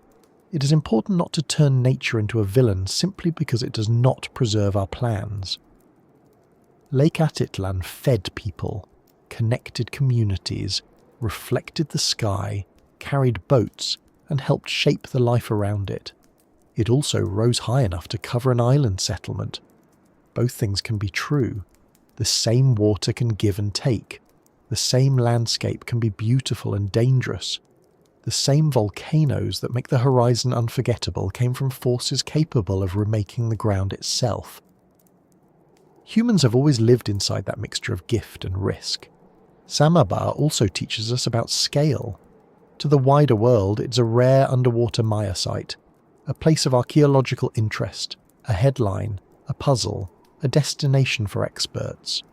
To the people who once used it, it was not a headline. It was a place to go. A place with work, ceremony, routine, memory, and probably all the small frustrations that make human life human. Someone may have had to carry something heavy across the water. Someone may have broken a pot and been blamed for it. Someone may have waited for a boat that was late. Someone may have stood near a stone monument during an important event and remembered the smell of smoke in the air. A place becomes large in history because enough small human moments gather there. That is one of the most useful ways to think about ancient sites. Not as frozen monuments, but as places filled with repeated actions. People walked the same routes often enough to make them familiar. They used the same spaces often enough to make them meaningful. They looked at the same volcanoes every morning until those volcanoes became part of how the world was understood. They crossed the lake enough times for the crossing to be ordinary, and perhaps on certain days not ordinary at all. Samabaj was built from that repetition. Then the water covered it, and the repetition ended. But after submergence, another repetition began. Sediment settling, water moving, the lake changing, generations passing along the shore, boats crossing above, stories shifting, divers returning, researchers measuring, community members asking how the site should be cared for. Each age makes its own contact with the place. The ancient community used it, the lake covered it, the modern world found it again. The Tsutujil community and researchers now work through what it means to protect, understand and speak about it. Samabaj has not had one life. It has had several. The first life was as an island settlement. The second was as a drowned place beneath the lake. The third was as a discovery that drew archaeological attention. The fourth, still unfolding, is as a heritage site whose meaning must be handled with care. That last part may be the most important for us now. It is tempting to think discovery completes the story. We found it, we mapped it, we explained it, the end. But that is not how heritage works. Discovery begins responsibility. Once a place is known, people must decide how to protect it from damage, how to share its story without turning it into spectacle, and how to include the communities connected to it. A submerged site is especially vulnerable to misunderstanding. Because most people cannot see it directly, the story can easily become exaggerated. Maya Atlantis sounds exciting, and it does help people notice Samabaj. But it can also pull the story toward fantasy. Samabaj does not need fantasy. It does not need crystal towers, impossible technologies, or secret continents. Its real details are strong enough. A Maya island settlement in Lake Atitlán, public and residential spaces, monuments, ceramics, a lower ancient lake level, submergence, rediscovery by diving, modern questions about community, heritage and care. That is already a remarkable story. Sometimes the truth is not less dramatic than myth. It is simply more specific. Specific is good. Specific gives respect. It lets Samabaj remain itself instead of becoming a costume for a different legend. It lets Lake Atitlán be Lake Atitlán, not a backdrop for imported mystery. It lets the Tsutujil community stand in the present, not as an echo of the ancient past, but as living people connected to a landscape that still matters. It lets Roberto Samayoa's discovery be part of the story, without making discovery the only story. It lets the stones be archaeological evidence and ancestral heritage at the same time. There's also a quieter lesson about how we measure importance. Some ancient places impress us because they are enormous. Great pyramids, high temples, broad plazas, palace complexes, roads, fortifications and carved monuments that seem to announce themselves across centuries. Samabaj impresses in another way. It is not the biggest Maya site. It is not a great capital known from dynastic inscriptions. It does not tower above the forest or dominate a skyline. It lies under water, partly hidden, difficult to visit, and easy to misunderstand. Its importance comes from its setting, its preservation, and the story of environmental change that it records. That is a valuable kind of importance. A small or modest site can tell us something a grand city cannot. It can show how people lived in a particular environment. It can reveal local choices. It can record a relationship between settlement and lake level. It can remind us that ancient history was not only made in capitals and courts. It was also made on islands, shorelines, farms, paths, boats, and household floors. History is not only where rulers stood, it is where people lived. If we imagine Samabaj at its height, before the water rose the scene is clear enough to feel close, but incomplete, enough to remain honest. There is an island, there are stone constructions, there are public spaces and residential areas, there are monuments and objects used in daily life or ceremony. There is movement across the water. The volcanoes stand around the basin, smoke rises from fires. People work, gather, speak, prepare, remember, and watch the lake. Then, over time, the water changes the terms. The island becomes smaller, wetter, harder to use. People leave or reduce their visits. The lake covers what remains. The stones go quiet. Centuries later, the first glimpses below bring the island back into human attention. A vessel among stones, submerged platforms, squared rocks, lines, a column on a stone floor. Features that make sense only if people built them. From there, the work becomes measurement, mapping, study, debate, and protection. The drowned world begins to regain shape, not as a restored island, but as knowledge.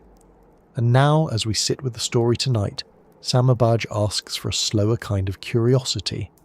Not the quick kind that wants only the answer, not the noisy kind that wants a shocking secret every few minutes. The slower kind asks how a place was built, how it was used, how it was lost, how it was found, and how it should be treated now. That kind of curiosity does not grab the past and shake it. It sits near the water and listens longer. What does Samabaj whisper from the deep? It whispers that landscapes are not still. A lake can change. A shoreline can move. A place that feels permanent can become temporary. It whispers that ancient people were observant, adaptive, and deeply tied to the environments around them. It whispers that not every disappearance is an ending. Some things are hidden before they are understood. It whispers that the past belongs not only to those who study it, but also to those who live with its remains, speak near its waters, and carry its memory forward. It also whispers something about us. We are still drawn to submerged places because they make loss visible in a way few things do. A ruin on land is old, but a ruin underwater feels doubly removed. It is separated by time and by depth. To reach it, we must enter an environment where we are temporary visitors. We cannot stay long. We cannot breathe there without help. We cannot treat it as ours. Perhaps that is why underwater ruins can make us more humble, if we let them. They remind us that human places are never completely in control of the world around them, and maybe that is not a frightening thought. Maybe it is simply a true one. We live in places shaped by forces older and larger than we are. Weather, water, stone, fire, time and memory all move around us. We build, repair, name, measure and hope. We make homes, we make ceremonies, we make stories. Some last, some do not. But even when a place disappears from sight, it may leave enough behind for someone else, much later, to understand that people were there. So as our journey across Lake Atitlán begins to settle, picture the water one last time. The volcanoes are dark around the basin, the towns along the shore are quieting, a boat rests near a dock, the surface of the lake reflects a little light, broken by small movements of wind. Beneath that surface, beyond ordinary sight, the stones of Samabaj remain. They do not glow, they do not announce themselves, they do not need to.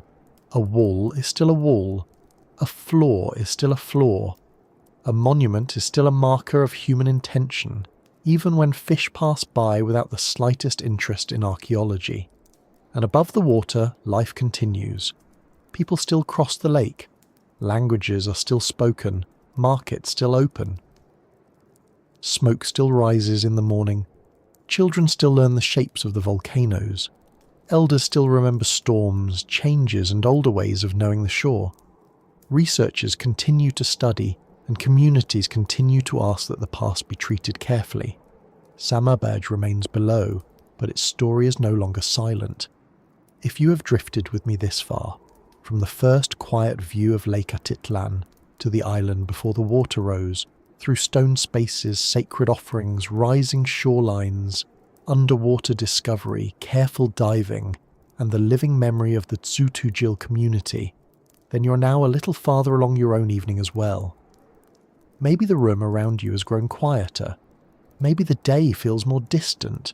Maybe somewhere nearby there is a window, a blanket, a cup, or a screen glowing softly in the dark. And maybe, just for a moment, a lake in Guatemala feels closer than it did before. So let me ask you gently, before we leave the water for tonight. Where are you listening from? Is there a lake, river, sea, or rainy street near you? And if there were an old place hidden beneath that water, what would you hope it remembered? If this quiet journey brought you calm, curiosity, or even a small sense of wonder for the stones beneath Lake Atitlán, I would be ever so grateful if you gave the video a like. And if you would like to keep wandering through lost places, ancient mysteries, science, history, and the softer edges of the world, you may want to subscribe. It helps this little corner of calm reach other people who might also enjoy a slower kind of story before sleep. Samabaj may be underwater, but it is not gone. It rests beneath the lake, held by silt, depth, and time, while the world above it keeps moving. And perhaps that is enough for tonight.